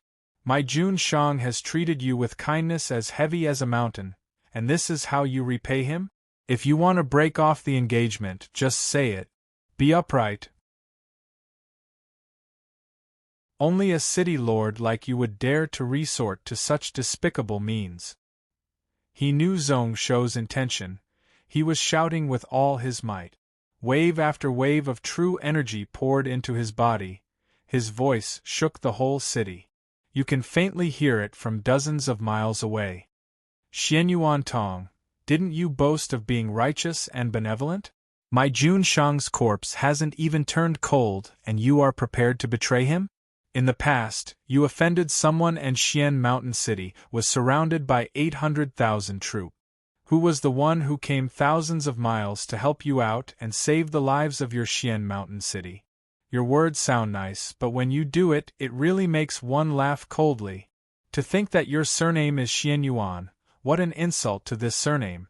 Numerous iron-armored martial cultivators rushed out of the barracks on both sides. When they heard those words, their faces flushed red. She felt both resentment and shame. However, no matter if they were willing to listen or not, that voice still drilled into their ears. "Not only Xianyuan Tong, you despicable and shameless. I think the people of Xian Mountain City are the same, biting the hand that feeds you. Moreover, 3 years ago you were ambushed in Ruahai Straits, 400,000 people surrounded and pretty much out of grain and ammunition. Who was the one who put down his face to save you all? It was my Jun Shang. Haha, now that he is gone, you all despise his son for not being good enough. Do you Xian Mountain City people have any face? What a bunch of ungrateful bastards. I, Hu Zhongyuan, will let you all know today. Even if my Jun Shang isn't here, my prince is still the future monster king of Gantian Mountain. How can you all bully him? Hu Zhongyuan seemed to have lost his temper, directly tearing open the front of his shirt. He suddenly felt that Zhong Yuan was getting close to him, which was why he was shocked. Unknowingly, a few martial ancestor experts had gotten close to the two of them and surrounded them. In front of them, there was a 40-year-old man holding a long spear, standing at the entrance of the street like a golden pillar. The moment the two of them got close, he stared furiously. "Shut up! Our city lord has always been open and aboveboard in his actions. How can you slander him? Those who offend my Xian Mountain City die." He was actually 6 meridians of the Earth chakra level, waving his spear. The energy blade was 700 feet long. Just the gust of wind that was emitted from it was enough to forcefully crush a few wooden buildings in the surroundings. The green stone slabs on the ground were all smashed into pieces, shrapnel flying all around. Not only this person, but within the houses on both sides, numerous people charged out, all of them martial ancestor experts. He charged over with an overbearing aura. Hu Zhongyuan felt a chill in his heart, following which he opened his eyes wide, pulling himself up from the Windrider foal, waving his knife and slashing down furiously. "Die your mother! Tiger roar from all directions, all of you die!" Before his words landed, the entire 1,000 feet area was filled with cold knife shadows. The aura was really domineering, covering the few people who charged over. He had trained this knife for 3 months. When he slashed out, he didn't care about his retreat path at all. Zhong Yuan's eyes turned cold, the purple spear in his hand flashing with a ball of lightning, stabbing towards the back of Hu Zhongyuan. In an instant it clashed with numerous energies, pushing aside the few weapons that were attacking towards Hu Zhongyuan's back, following which a series of clanging sounds spread out in his ears, as well as a loud explosion. That spear-wielding man was actually sent flying to the side by a huge strength. He smashed tens of walls before stopping. He laid on the ground, his face gold-purple, who knows if he was dead or alive. The other few people were all forced aside by the knife attack, their faces all ashen white, their injuries varying. Hu Zhongyuan laughed out loud once more, flipping his body and sitting back on the Windrider foal. "Trash. You Xian Mountain City people are all trash. Girls. So many of you and you can't do anything to me. If you have any ability then just use it. If you can make me die here today then you have the ability. Argantian Mountain City. 4 million troops, Iron Tiger race, 100,000 men, we won't bother with you." Zhong Shou smiled when he heard that, thinking that this Hu Zhongyuan had a weakness, which was that he thought too much and worried too much. He wasn't as direct as his father. At this moment, he scolded people in a polite manner, making him feel really unhappy. Actually, in his heart, he had much more anticipation. The last sentence was even more like a show of strength on the outside but cowardly on the inside. What he meant was that he wanted to borrow the strength of Gantian Mountain to make these people not want to kill him. To say that he didn't bother, how was that possible? His heart moved slightly as he felt a few gazes looking over from a few miles away. When he looked back, he saw a few people standing at the top of a 9-story building in the direction of the City Lord Manor. They were either old or young, male or female. They were too far away and he couldn't see their faces clearly. However, one of them had a body similar to Xianyuan Iran. Zhong Shou instantly smiled sweetly, waving his hand in that direction. He didn't know whether or not Xianyuan Iran saw him. However, this righteous and benevolent girl was probably furious. Later, he had to say some nice things to coax her. At this moment, on that 9-story building, Xianyuan Iran's eyes were spitting fire.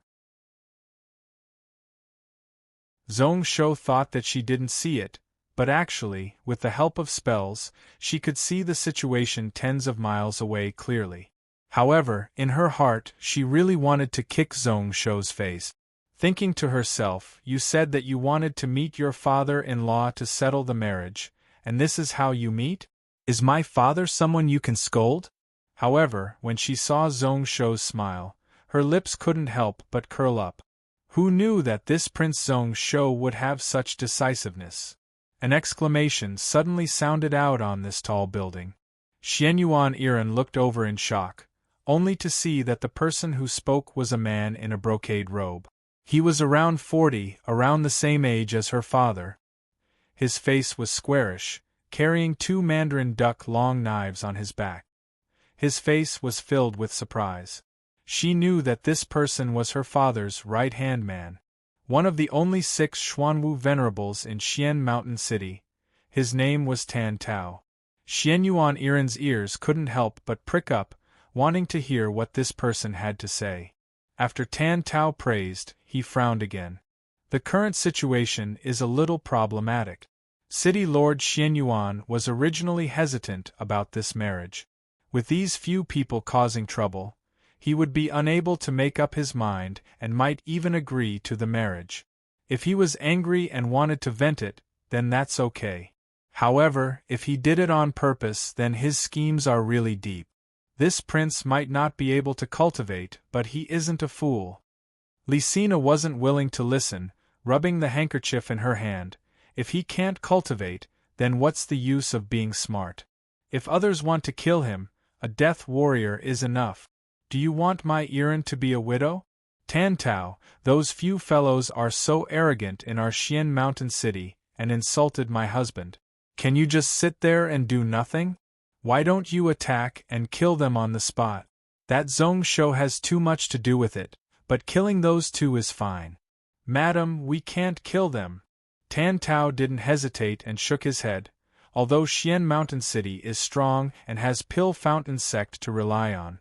However, the reason why we are able to gain a foothold in Tianlan province and become the overlord of a region, most of it is because of our relationship with Gantian Mountain. Once we turn on them, we will be attacked from both front and back. The identities of these 2 people are special and they are juniors. If we attack, Xian Mountain City will have no face left. Lysina was furious. You can't do this, you can't do that. What's the point of having you? Tan Tao was deep in thought as he looked at the carriage that was rampaging on the streets, not caring at all.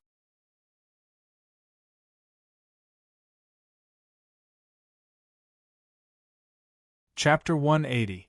Following which Tan Tao was deep in thought as he looked at the cloud-crossing carriage that was rampaging on the streets without any care. Actually, a year ago I met Hu Qianqiu. I determined that this person had lost his sharpness, and within 10 years, he wouldn't be able to break through to 6 meridians of the Earth chakra level. He needed time to comprehend the ways of the world and not be blinded by the desire for power. Only then could he improve. That Zhong Yuan was the same. Although his talent was high and he created his own martial arts, his spear technique had weaknesses. It was tough to improve further. However, looking at it now, not only did he break through to the martial ancestor realm, his spear strength was also more perfect. I really don't know what the 2 of them faced. Seeing that Lysina's face was filled with impatience, Tan Tao smiled and quickly covered his mouth. These 2 people, one is the son of the Iron Tiger race leader, the other is the most outstanding talent of the Zhong family branch. Looking at the situation, they are willing to work for that Zhong Shou, not hesitating to stir up trouble in our Xian Mountain City. What a surprise! Lysina wasn't a dumb person, and at this moment she was slightly shocked. Her expression started to turn serious. You are saying that Hu Qianqiu and even Zhong Yang are leaning towards this Zhong Shou? How is that possible? That's right, if the 2 of them were just escorting Zhong Shou back to Gantian Mountain, they wouldn't have risked their lives today. Tan Tao's tone was expressionless. I don't know about that Zhong Yang. Who knows, maybe today Zhong Yuan acted on his own. But that Hu Qianxiu placed his son beside this prince, his attitude is clear. Lisina's expression changed once more. Although she was a woman, she roughly knew about the situation of Gantian Mountain. One Qiu Wei already controlled 30% of the military strength of Gantian Mountain.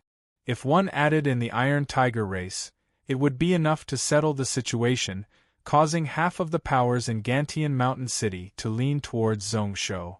If one added in Zongyang, the others wouldn't have a chance at all. Her gaze was uncertain, filled with both annoyance and confusion. Just at that moment, a male at the side scoffed coldly, "Who cares about Hu Qianxiu and Zongyang? These two people are so unrestrained, they are bullying my Xian Mountain City. Those who insulted the city lord deserve to be killed. You Tantao can tolerate it, but I, Luo Xian, can't. Being able to use the blood of these two as a sacrifice for my ancient sun axe is not bad. If you make me angry, I'll kill that Zhong Shou too." This person was only 34 or 35 years old. He carried a bronze axe on his back and his face was flushed red. The messy beard under his chin was like steel needles. When he didn't speak earlier, no one could ignore him. When he spoke at this moment, he immediately displayed a domineering aura that caused others to raise their eyebrows. With a leap, he jumped down from the 500-foot-tall 9-story pagoda. When he stepped on the ground, a loud rumble could be heard. In just a few steps, he was several miles away. He flew swiftly towards the direction of the chaos. Only then did Lisina smile and show a joyful expression. However, in the next instance, her face turned cold and mocking. "This Luo Xian is bloodthirsty and arrogant. He will do what he says.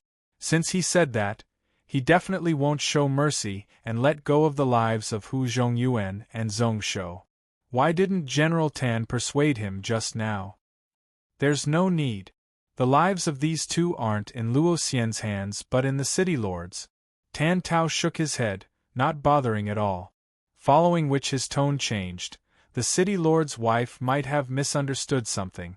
Even if this Zhong Shou is smart and obtained the help of Hu Qianxiu, he still isn't a good match for Miss Iren. That piece of trash isn't good enough. Be it for her life or for the future of our Xian Mountain City, it's best to end this marriage. Only then did Lisina turn from annoyance to joy. However, the worry in her eyes didn't fade away. Tan Tao didn't even need to look and knew what she was thinking. He smiled and explained, "You don't have to worry. Do you think the city lord is a person who cares about his reputation? How is that possible?" Lisina's brows furrowed. She was really clear about her husband's personality. If he really cared about his reputation, he wouldn't have married a demon sect disciple like me and caused so much trouble for Xian Mountain City. That's right. The city lord doesn't care about his reputation. He only cares about Miss Iren. As long as you act from there, no matter how those few people scold you won't be able to shake his heart. The stronger the prince is and the deeper he is dragged into Gantian Mountain, the more uneasy the city lord will be. Tan Tao nodded his head. His tone was as if he had a card up his sleeve. It was as if he was giving pointers. However, just in case, we still need to spread the news of this crown prince as soon as possible. Yunxia Mountain and Blazing Flame Mountain didn't know where he was. Now that this kid shows himself, those two monster kings won't allow him to live. It's best if this prince dies early. Lisina was originally surprised, but when she heard that, her face turned ashen white, showing a disapproving expression. Tan Tao didn't care, smiling and bowing to Xianyuan Iren. "Miss Iren, don't blame me. Everything I plan is for your future and the well-being of the millions of people in Xian Mountain City. If I offend you, please don't blame me." Xianyuan Iren curled her lips in disdain. She originally thought that this person would be different from others, but in the end, he was still the same. People's hearts were like that. 10 years ago, when her father wanted to marry her mother, he caused hundreds of thousands of troops to surround Xian Mountain. Relying on the help of Gantian Mountain, they were able to get out. A few years ago, it was Zhong Weiran who helped the hundreds of thousands of people in Xian Mountain City escape. Speaking of which, he saved the lives of half of the people in the city.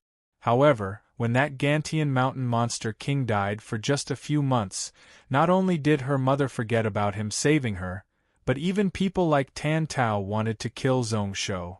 Out of the millions of people in the city, no one seemed to remember Zhong Weiran's kindness. Thinking about that, Xianyuan Iran was at a loss. Was the path of righteousness and benevolence that she insisted on so unsuitable? The rage in her heart towards Zhong Shou also dissipated by a little. Pretty much everyone in Xian Mountain City didn't like Zhong Shou. There were even people who hated him to the bone and wanted to take his life. Zhong Shou scolded a few words, but it didn't seem like much. If it was her, she would be furious too. For some reason, she felt pity for Zhong Shou and wanted to cry out for him. Using a dual meridian body to cultivate, going through so many trials and betrayals since young. To think that he was able to smile so brightly. However, the pity of others was unnecessary for Zhong Shou. Even if that person was smashed into the depths of hell, he would use his own hands to climb out. Usually he looked really casual, like he didn't care about anything, but he had an unbreakable backbone. Thinking about that, Xianyuan Iran didn't bother about the path of righteousness and benevolence. She only looked at the carriage in the distance and was stunned.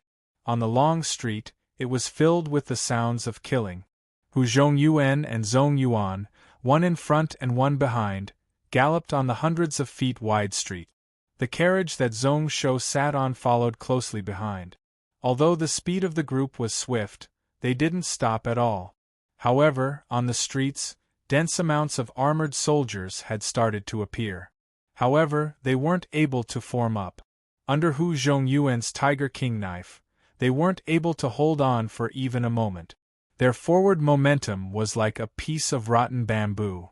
Under Zhong Yuan's purple lightning spear, there were even fewer people who were able to escape unscathed. Apart from that spear-wielding brute and those few martial ancestors, pretty much no one was able to stop the two of them for a moment, allowing the two Windrider foals to charge on the streets. At this moment, they were only a few miles away from the City Lord Manor. With his Xiantian realm, Zhong Shou could clearly see the situation above the 500-foot-tall building. As expected, that girl was Xianyuan Iran. However, her eyes didn't move at all as she looked over at him in a daze. Weird. Could it be that this girl missed me too much in the past few months? Why is she so infatuated with me now? Zhong Shou found it weird, following which he felt a little delighted. Thinking that after he reincarnated, did he become a love saint? He made Xianyuan Iran fall for him so quickly. In his last life, he didn't have such ability. He touched his face, considering whether or not it was because of his looks, following which he felt Ruoshui's back straighten. The hand that was holding the sword suddenly clenched tightly. Prince, they have moved their crossbows. Zhong Shou's brows furrowed as he looked out of the window. As expected, he saw a bunch of martial masters jump up from the houses on both sides, holding bows and crossbows as they pointed over. These martial masters only had 4,000 to 5,000 kilograms of strength. If it was just one, no matter how accurate their archery skills were, it wouldn't be much of a threat to a martial ancestor whose skin was as tough as iron and stone. However, if there were thousands of arrows shooting over, one couldn't help but worry. If there were tens of Xiantian masters amongst them, they might have the ability to kill a martial ancestor. Zhong Shou scoffed coldly. If these people really used crossbows, he would be happy to see it, as he naturally had a way to deal with it. In the next moment, his eyes constricted as he felt a strong and violent aura cross the air and arrive in the sky above. Earth Chakra 7 Meridians, Xuanwu Ancestor. Hu Zhongyuan had sensed it long ago, exploding out with all the strength in his body right away. The Tiger King knife energy charged 99 feet and struck up into the sky. At the same time, a huge bronze axe suddenly appeared 1,000 feet above the ground and chopped down. When the knife and axe clashed, the entire stone street was instantly smashed into pieces. Pretty much all the houses within 8,000 feet were smashed into pieces by the wind. It was a total mess. Hu Zhongyuan only felt a sweetness in his mouth. His 4 limbs felt like they were about to be crushed. Without any suspense, his body was sent flying by this tyrannical power. He slid 2,000 feet on the ground before finally stopping.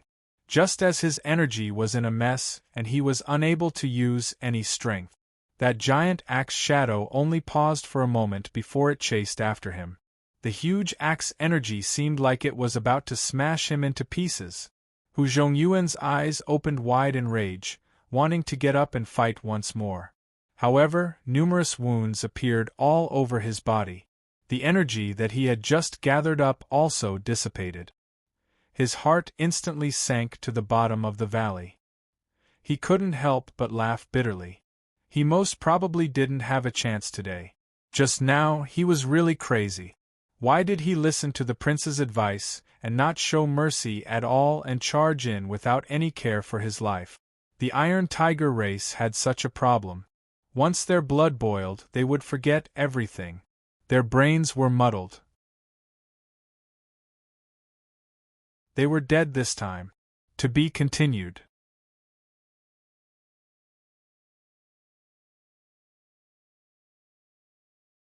Chapter 181. Hu Zhongyuan closed his eyes and waited for death. Within the carriage, a sword suddenly stabbed out. Suddenly, he thrust out his sword.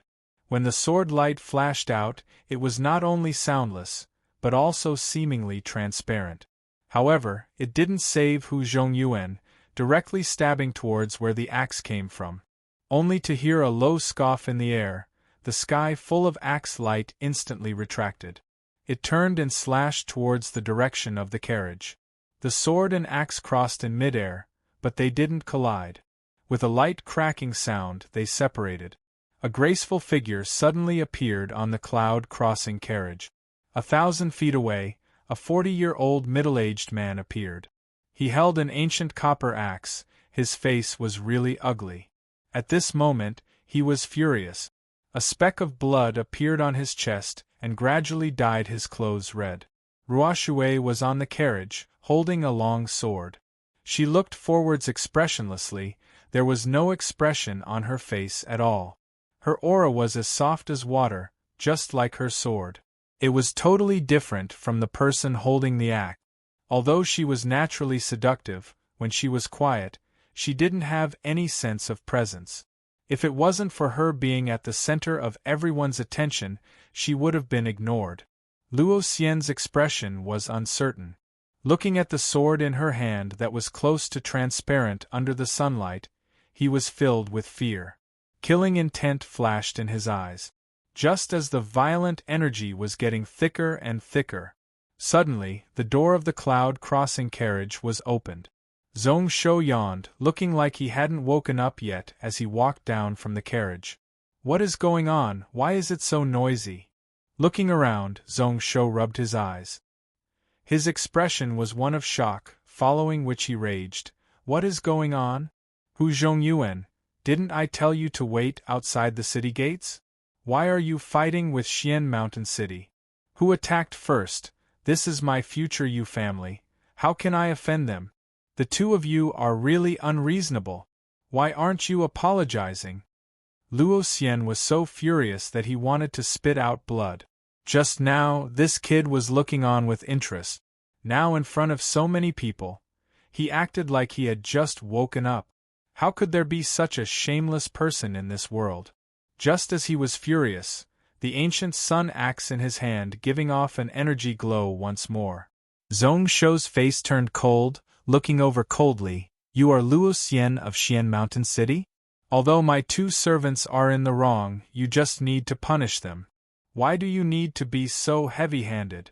Is your Xian Mountain City prepared to break the alliance and be enemies with Argantian Mountain? Luo Yan felt suffocated again. He felt a wave of resentment in his chest that could not be released.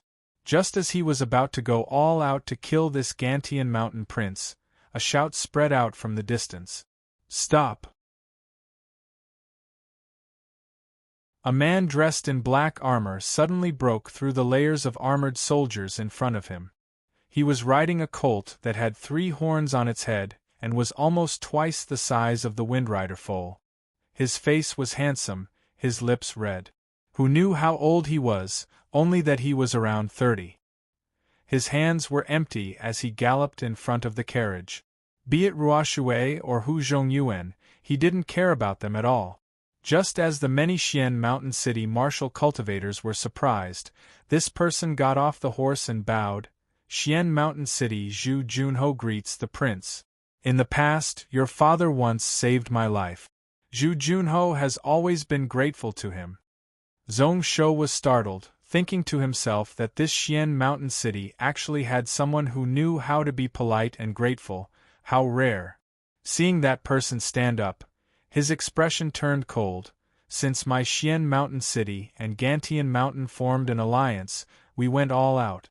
I don't know why the prince allowed me to injure people in my Xian Mountain City and scold my city lord?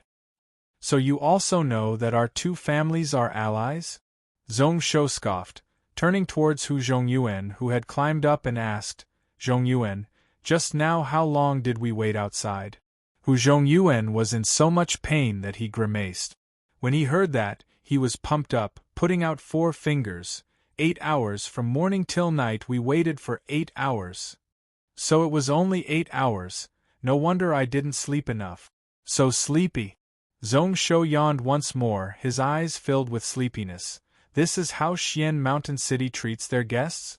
Why don't we return outside and wait for a while? Zhu Junho's brows furrowed, his gaze stabbing towards Luo Xian like lightning. That Luo Xian also felt slightly awkward, following which he scoffed furiously and turned his head away. A person who can't even protect himself, who doesn't know his place, why see him? Little miss can't marry such a piece of trash. My Xian Mountain City can't accept him. When Zhong Shou heard that, he laughed coldly. So that's the case. I already know what City Lord Xianyuan wants. Since this place doesn't welcome me, then I won't be willing to stay any longer, Zhong Shou. Let's go. He didn't say anything more, waving his sleeves and walking back to the carriage. Chu Shui rolled her eyes, immediately turning the carriage and heading towards the city gate. Hu Zhongyuan and Zhong Yuan didn't say a word, riding the Windrider foals once more and following behind the carriage. When Zhu Junho saw that, his face alternated between green and white. He stared viciously at Luo Xian and bowed. Prince, please wait. Just now City Lord Xianyuan has ordered to personally meet you in Taigang Hall. Zhong Shou stayed in the carriage, not making a sound. Zhu Junho frowned once more. In the end it turned into a sigh, his expression more respectful.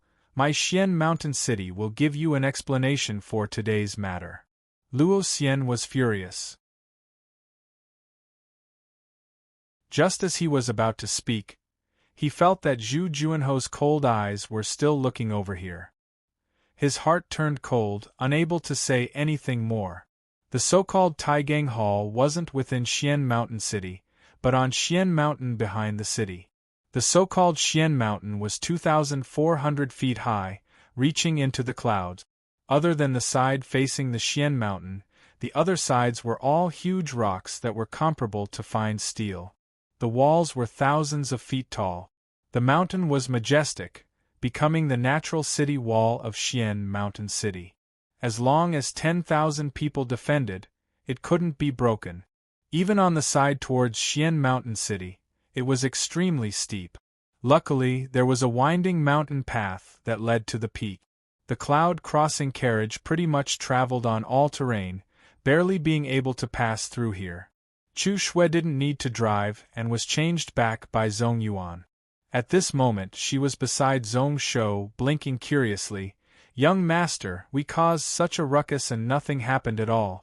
Just now Shui was terrified, thinking that uncle would most probably die. Zhong Shou smiled and didn't reply. How could they really turn on one another? Everyone thought that Zhong Shou wanted to go to Xian Mountain City. However, how many people could see clearly that when Gantian Mountain's power shrank from the previous 9 provinces to 5, this Xian Mountain City wasn't important to Gantian Mountain.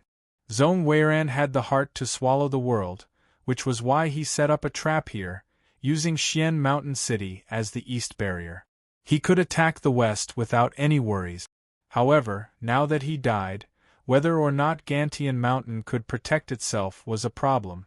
This Xian Mountain City instead became a burden, affecting a portion of their strength.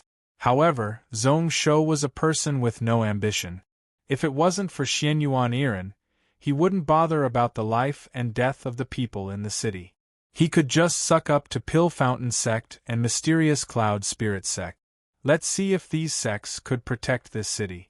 If it was Lingyun's sect, it would be more likely. Other people only thought that Pill Fountain Sect and Mysterious Cloud Spirit Sect were strong, having over 10 ascended ancestors. That Xian Mountain City Lord would definitely know the details. Seeing that he didn't reply, Chu Shui wanted to know more and more. She tugged at his sleeves, her eyes watery, a begging expression on her face. Zhong Shou glanced at her and then curled his lips in disdain. Even if I say it, Shui, can you understand? Think about the position of Xian Mountain City and how many troops we have in Tianlan Province. Nearby, what benefits can our Gantian Mountain get? Chu Shui was immediately enraged. This was simply looking down on her intelligence. Even if the one who said that was her prince, she couldn't take it.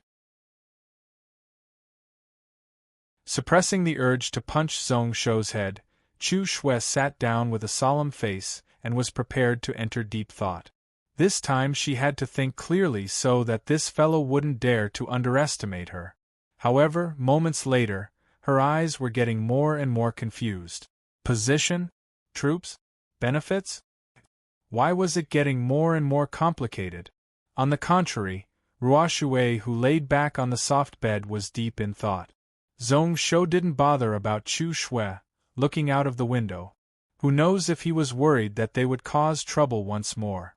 At this moment, on the left and right, there was a black mass of iron-armored cavalry.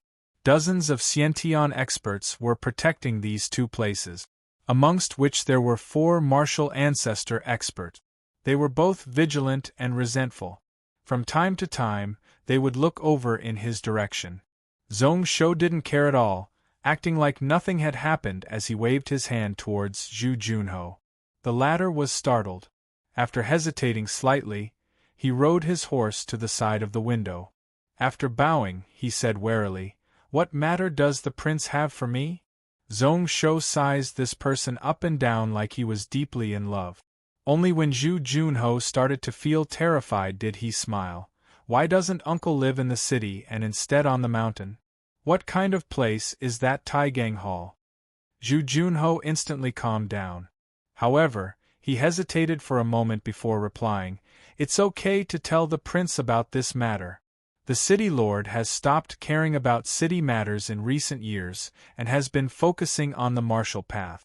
3 years ago, due to his martial path bottleneck, he was unable to improve. Thus, he ordered people to build a giant stone hall on Xian Mountain. It was made from Taigang stone, and he also hired a few returned to Sun Spirit Masters to carve a spiritual formation. The energy within spread, and once all martial cultivators and spirit masters enter, they wouldn't be able to use any true chi or soul power. He wanted to suppress his cultivation and start from the lowest point to try and analyze his martial path to make up for his weaknesses. This is really common amongst martial cultivators. It seems like the prince's family has learned a lot and you should have heard of it. Thanks to the blessings of this palace, I have also made great progress recently."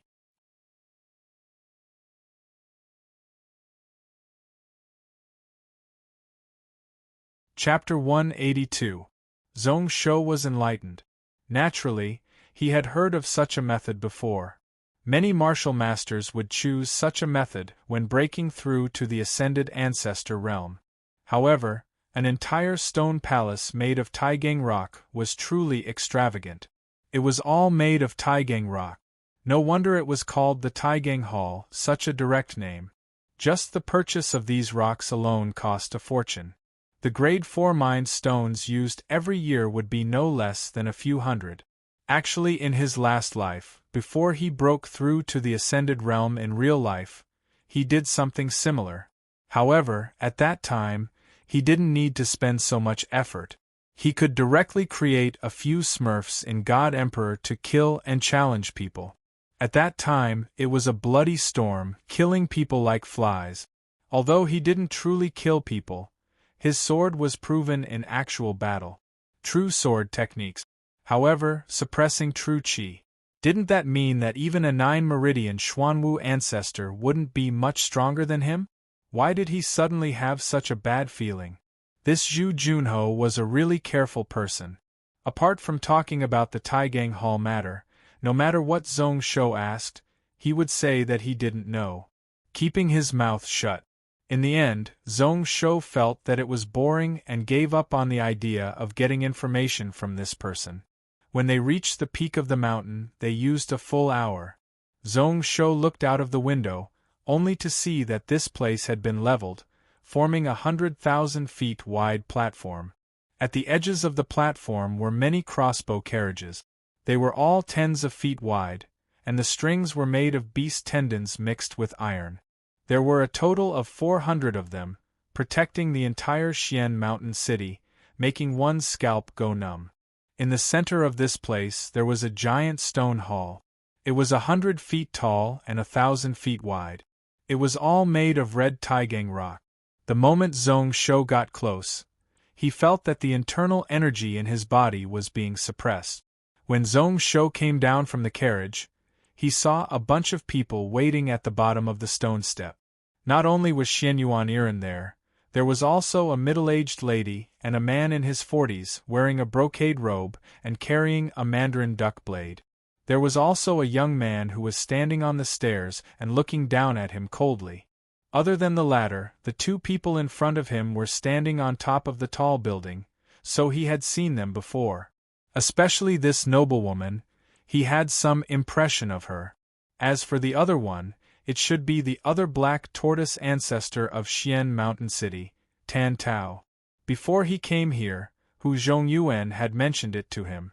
He more or less knew about the people of Xian Mountain City.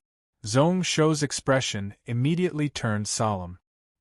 He straightened his robe and walked in front of the middle-aged lady. He bowed deeply. Zhong Shou greets mother-in-law. It's been 10 years since we last met. Is mother-in-law doing well? It was Zhong Shou's misfortune that he was only able to see his mother-in-law's face once in 10 years. It was really a pity. All these years, he had always regretted it. Oh right, I remember that day my father told me about the two of you. He said that the relationship between father-in-law and mother-in-law was stronger than gold, making one envious. He said that in the future, Zhong Shou and Iren would be like you and the city lord, loving each other. Lisina's complexion immediately changed, turning green and red. Her eyes were filled with shame, but more than that, there was anger. This kid was really annoying. He purposely brought up what happened 10 years ago. Wasn't he purposely mocking her for being ungrateful? However, at this moment, she could only suppress her anger, reaching out her hand to help him up, acting like a virtuous and kind person as she smiled. Prince, please rise. The marriage between you and Iren hasn't been settled. It's best if you don't call her mother-in-law. Before she could finish her sentence, a soft sneer came from the top of the stairs. How shameless! I gave you some face and you were prepared to open a dye shop. Iren is a direct disciple of my pill fountain sect. How can you get close to her? Zhong Shou, you should know your place. You should scram out of Xian Mountain City yourself. Zhong Shou felt weird, looking at that person and saying in shock, who is this person? No matter how he looked at him, he felt that this person was similar to Long Batian. A smile appeared on Lisina's face. However, the one who replied was Tan Tao. This is Xianyuan Iren's senior brother, Pill Fountain Sect's 6th direct disciple Fang Shu. He came to our Xian Mountain City as a guest. He is a righteous person and loves to speak up for justice. If the prince is free, you can make friends with him. Pill Fountain Sect? So he is an outsider. Zhong Shou replied with an "oh," nodding his head in understanding. How rude! After saying that, he turned around and didn't bother anymore. He didn't look at Xianyuan Iren. His eyes were solemn as he waited quietly at the bottom of the stone step. He was as calm as a mountain and also gave off a righteous aura. That Fang Shu didn't like Zhong Shou. At this moment his eyes were cold, filled with killing intent as he looked up and down at Zhong Shou. Tan Tao was also slightly surprised, his gaze turning dark and cold as he swept over. Zhong Shou was annoyed by this person, scolding him in his heart for being cunning and being more wary. Since this Fang Shu spoke up for justice, then the one who wasn't righteous was him. Only a dog that didn't bark was the scariest. After waiting for a moment, Zhu Junho, who went in to report, had returned. He walked to the side of Zhong Shou to show that he didn't dare to be in front of him, lowering his body and raising his hand. "Prince, please. City Lord Xianyuan has been unwell these few days and it isn't convenient for him to personally welcome you. He is waiting in the hall." Zhong Shou smiled and led the way up the stone steps. Just as he walked in, he felt his aura being pushed below Xiantian. Then, he looked opposite. A white-bearded male was sitting in the hall. White beard and white hair, but his face was red and healthy, looking really young. He looked like he was only 20, not much older than Xianyuan Iren. He was no different from the Xianyuan Tong from 10 years ago in Zhong Shou's memory. Zhong Shou was looking at this person. That Xianyuan Tong was also sizing him up. His expression was filled with sadness and also a little emotional. Once the group of people entered, the door made of mysterious metal was shut with a loud bang. Zhong Shou was shocked, looking behind him, thinking to himself that this Xian Mountain City was planning to catch a turtle in a jar. Li Sina brought Xianyuan Iren, Tan Tao, Luo Xian and the others to sit on the right. Zhu Junho directly stood beside Xianyuan Tong, his hands behind his back. Xianyuan Tong looked at Zhong Shou before retracting his gaze, slightly nodding his head. "Nephew, please sit. There's no need to be so courteous." Zhong Shou still bowed deeply before sitting opposite Xianyuan Tong without any courtesy. In terms of identity, as the next monster king of Gantian Mountain, he was better than Xianyuan Tong. However, their seniority was a full generation apart. This bow was for the friendship between the two families and also for Xianyuan Iren. The hall was empty, only the few of them were left. Ruoshui didn't follow on the carriage. Hu Zhongyuan and Chu Shui sat behind Zhong Shou. Xianyuan Tong waved his sleeves again. A few servants walked over and placed a table in front of them. Not only were there fruits and delicacies, there was also wine. However, no one bothered about it. Even Chu Shui sat stiffly. The atmosphere within the stone hall was really solemn and depressed. In the end, it was Xianyuan Tong who spoke first. "Does the prince know why I could only stay in this Taigang hall these 2 years?" Zhong Shou was startled. Based on what Zhu Junho said, wasn't he trying to break through to the ascended ancestor? Was there another reason? Thinking back to before, Zhu Junho mentioned that Xianyuan Tong had a disease. At that time, he found it weird. A 9-meridian Xuanwu ancestor with millions of kilograms of strength, able to split mountains and split stones, how could he have an illness?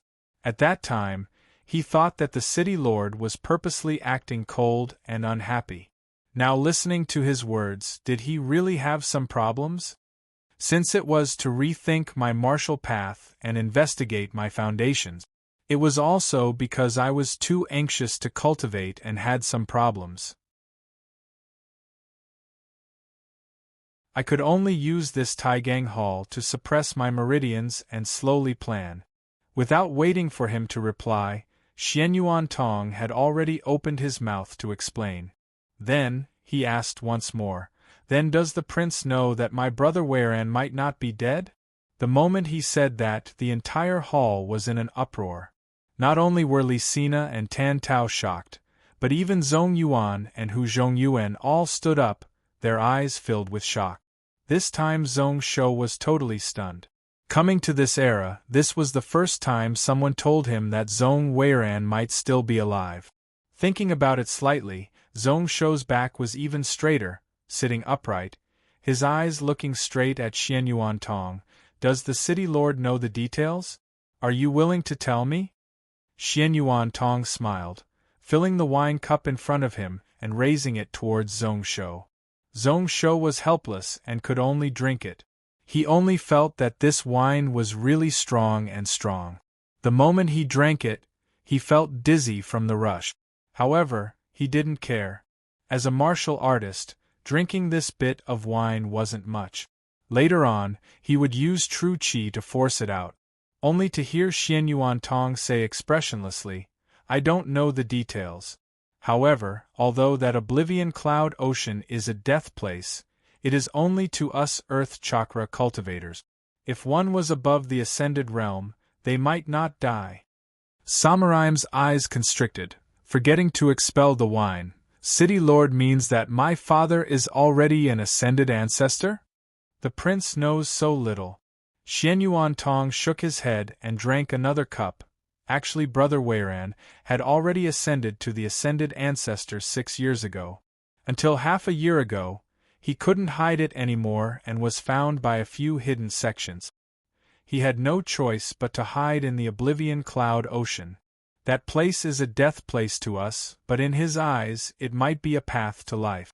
The prince should know that in the cloud world, there is a rule that people above the ascended realm can't join in the conflicts of the 5 continents. Brother Weiran has broken that rule. Zhong Shou drank another cup of wine, only feeling that his brain wasn't enough. In his memory, didn't Zhong Weiran only enter the Ascended Realm after escaping from the Oblivion Cloud Ocean? However, his cheap father didn't fear the 3 spiritual grandmasters of the Lingyun sect. At that time, he was probably far from the Ascended Ancestor realm. But why did this person die later on? Why was he surrounded and killed by so many experts? In an instant, it was like cold water was dripping down from head to toe. He totally gave up on the thought of surpassing that person in terms of cultivation before Zhong Weiran escaped.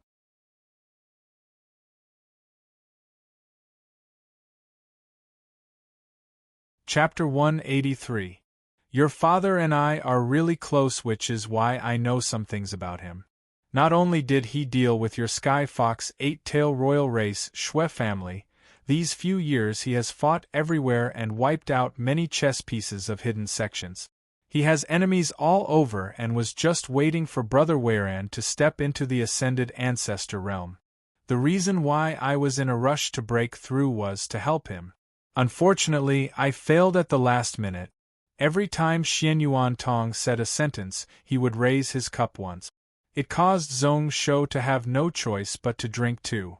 The entire Taigang Hall was silent as they listened to this Xian Mountain City Lord talk about these secrets. Only Feng Shu was expressionless.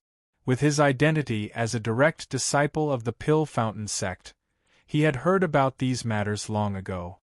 However, half a year ago I specially went to find out about the results of the battle.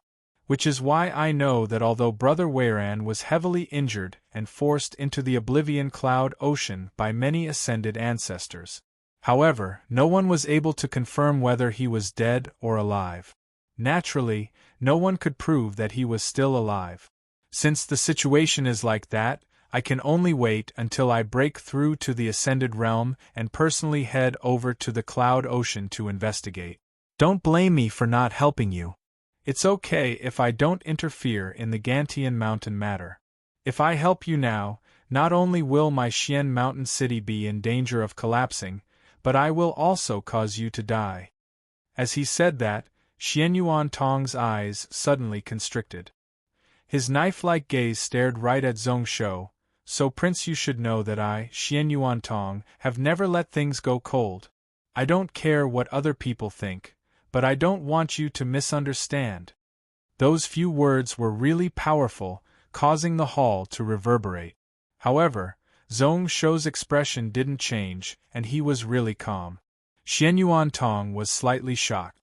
However, when he saw that every time he drank, Zhong Shou had no choice but to follow, he was delighted. Prince, you don't need to do that.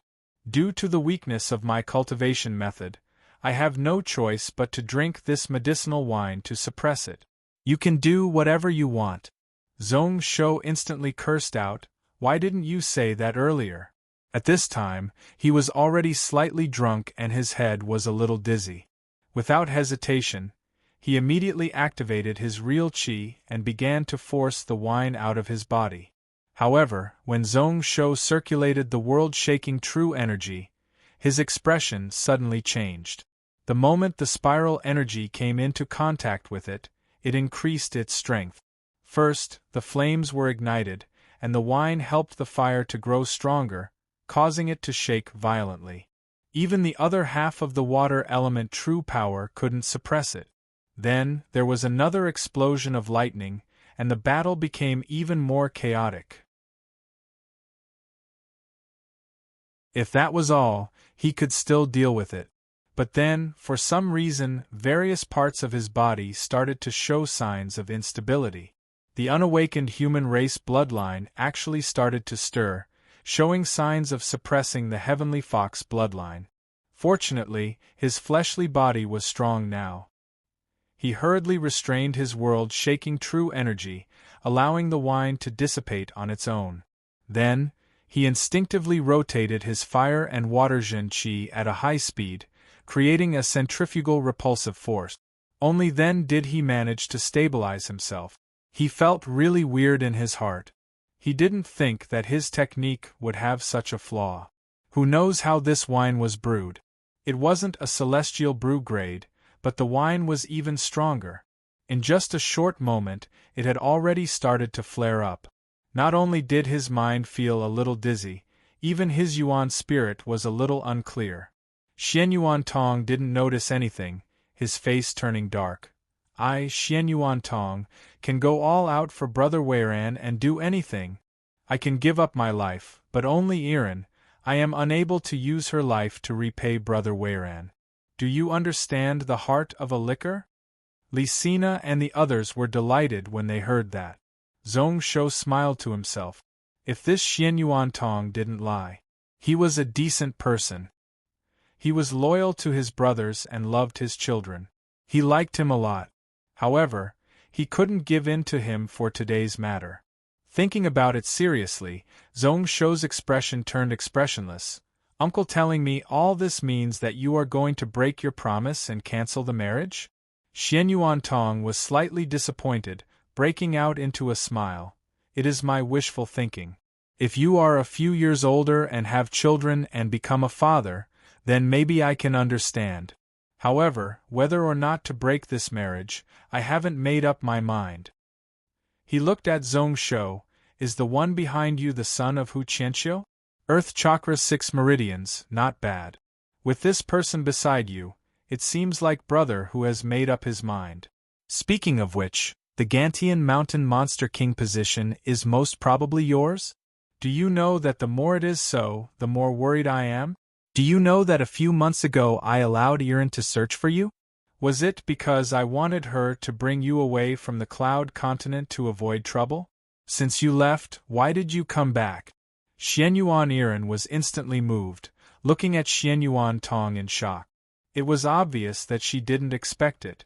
Zhong Shou had already expected it, but he didn't reply, quietly waiting for him to continue. However, before Xian Yuantong spoke, Lisina suddenly shed tears, like she was suppressing her sadness. Husband, I don't care if you want to help your brother. Weiran has helped our family a lot. If you want to fight to the death, I have no complaints, that is a matter of course. But what about our daughter? If that mysterious moon with brilliance method has weaknesses, or if something happens to the prince, how will she live in the future? Zhong Shou's eyes opened wide, his mouth agape. He was in awe. This person was really amazing. Tears came so easily, and there was nothing unnatural about it. However, listening to his words, his love for Xianyuan Iren was really deep.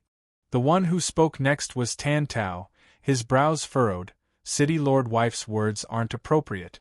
Gantian Mountain seems to be in danger but is actually safe. On the contrary, our Xian Mountain City still has strong enemies. In the future, we still have to rely on Gantian Mountain. Our safety is in the hands of others, controlled by the prince. The decades of reputation of the city lord can't be tarnished. This marriage can't be annulled. Moreover, the prince has Hu Qianqiu's support and the Gantian Mountain Monster King position is in the bag. Those hidden sects won't bother about it. Actually, you don't have to worry. Zhong Shou couldn't help but feel weird, glancing at this person. This person was really amazing, his words were really smart. What a way to goad him, what a way to advance by retreating. However, this person knew that the situation was like that but still said those words. Did he really have something to rely on to turn Xian Mountain City from danger to safety? What kind of thoughts were they having? Looking at Xianyuan Tong's face, as expected, it was alternating between green and white, changing constantly. That Luo Xian seemed like he couldn't take it anymore, scoffing furiously. What nonsense are you saying? 15 years ago, our Xian Mountain City had less than 100,000 troops, ruling just 800 miles. However, we were still able to gain a foothold in Tianlan province. Now that we are tens of thousands of miles, we have a majestic city to rely on, many cities under us, enough to raise 1 million troops. Why are we so afraid? City Lord. I don't care so much, I watched Miss Iren grow up. Luo Xian, definitely won't let her marry a piece of trash. Zhong Shou's lips couldn't help but twitch. On his forehead, he was going to have another label of scum. However, at this moment, he didn't have the heart to bother about it. He only felt that the alcohol in his body was rumbling, his brain was getting more and more confused, but he didn't dare to chase it away. Xianyuan Tong's brows were tightly furrowed. A moment later he sighed. Iren, you head out first. Xianyuan Iren raised her head in shock, opening her mouth to speak. She saw that Xianyuan Tong's face was really solemn, not giving her a chance to speak as he opened his mouth once more. Get out. Xianyuan Iren's heart sank once more, hesitating for a moment before walking out of the hall.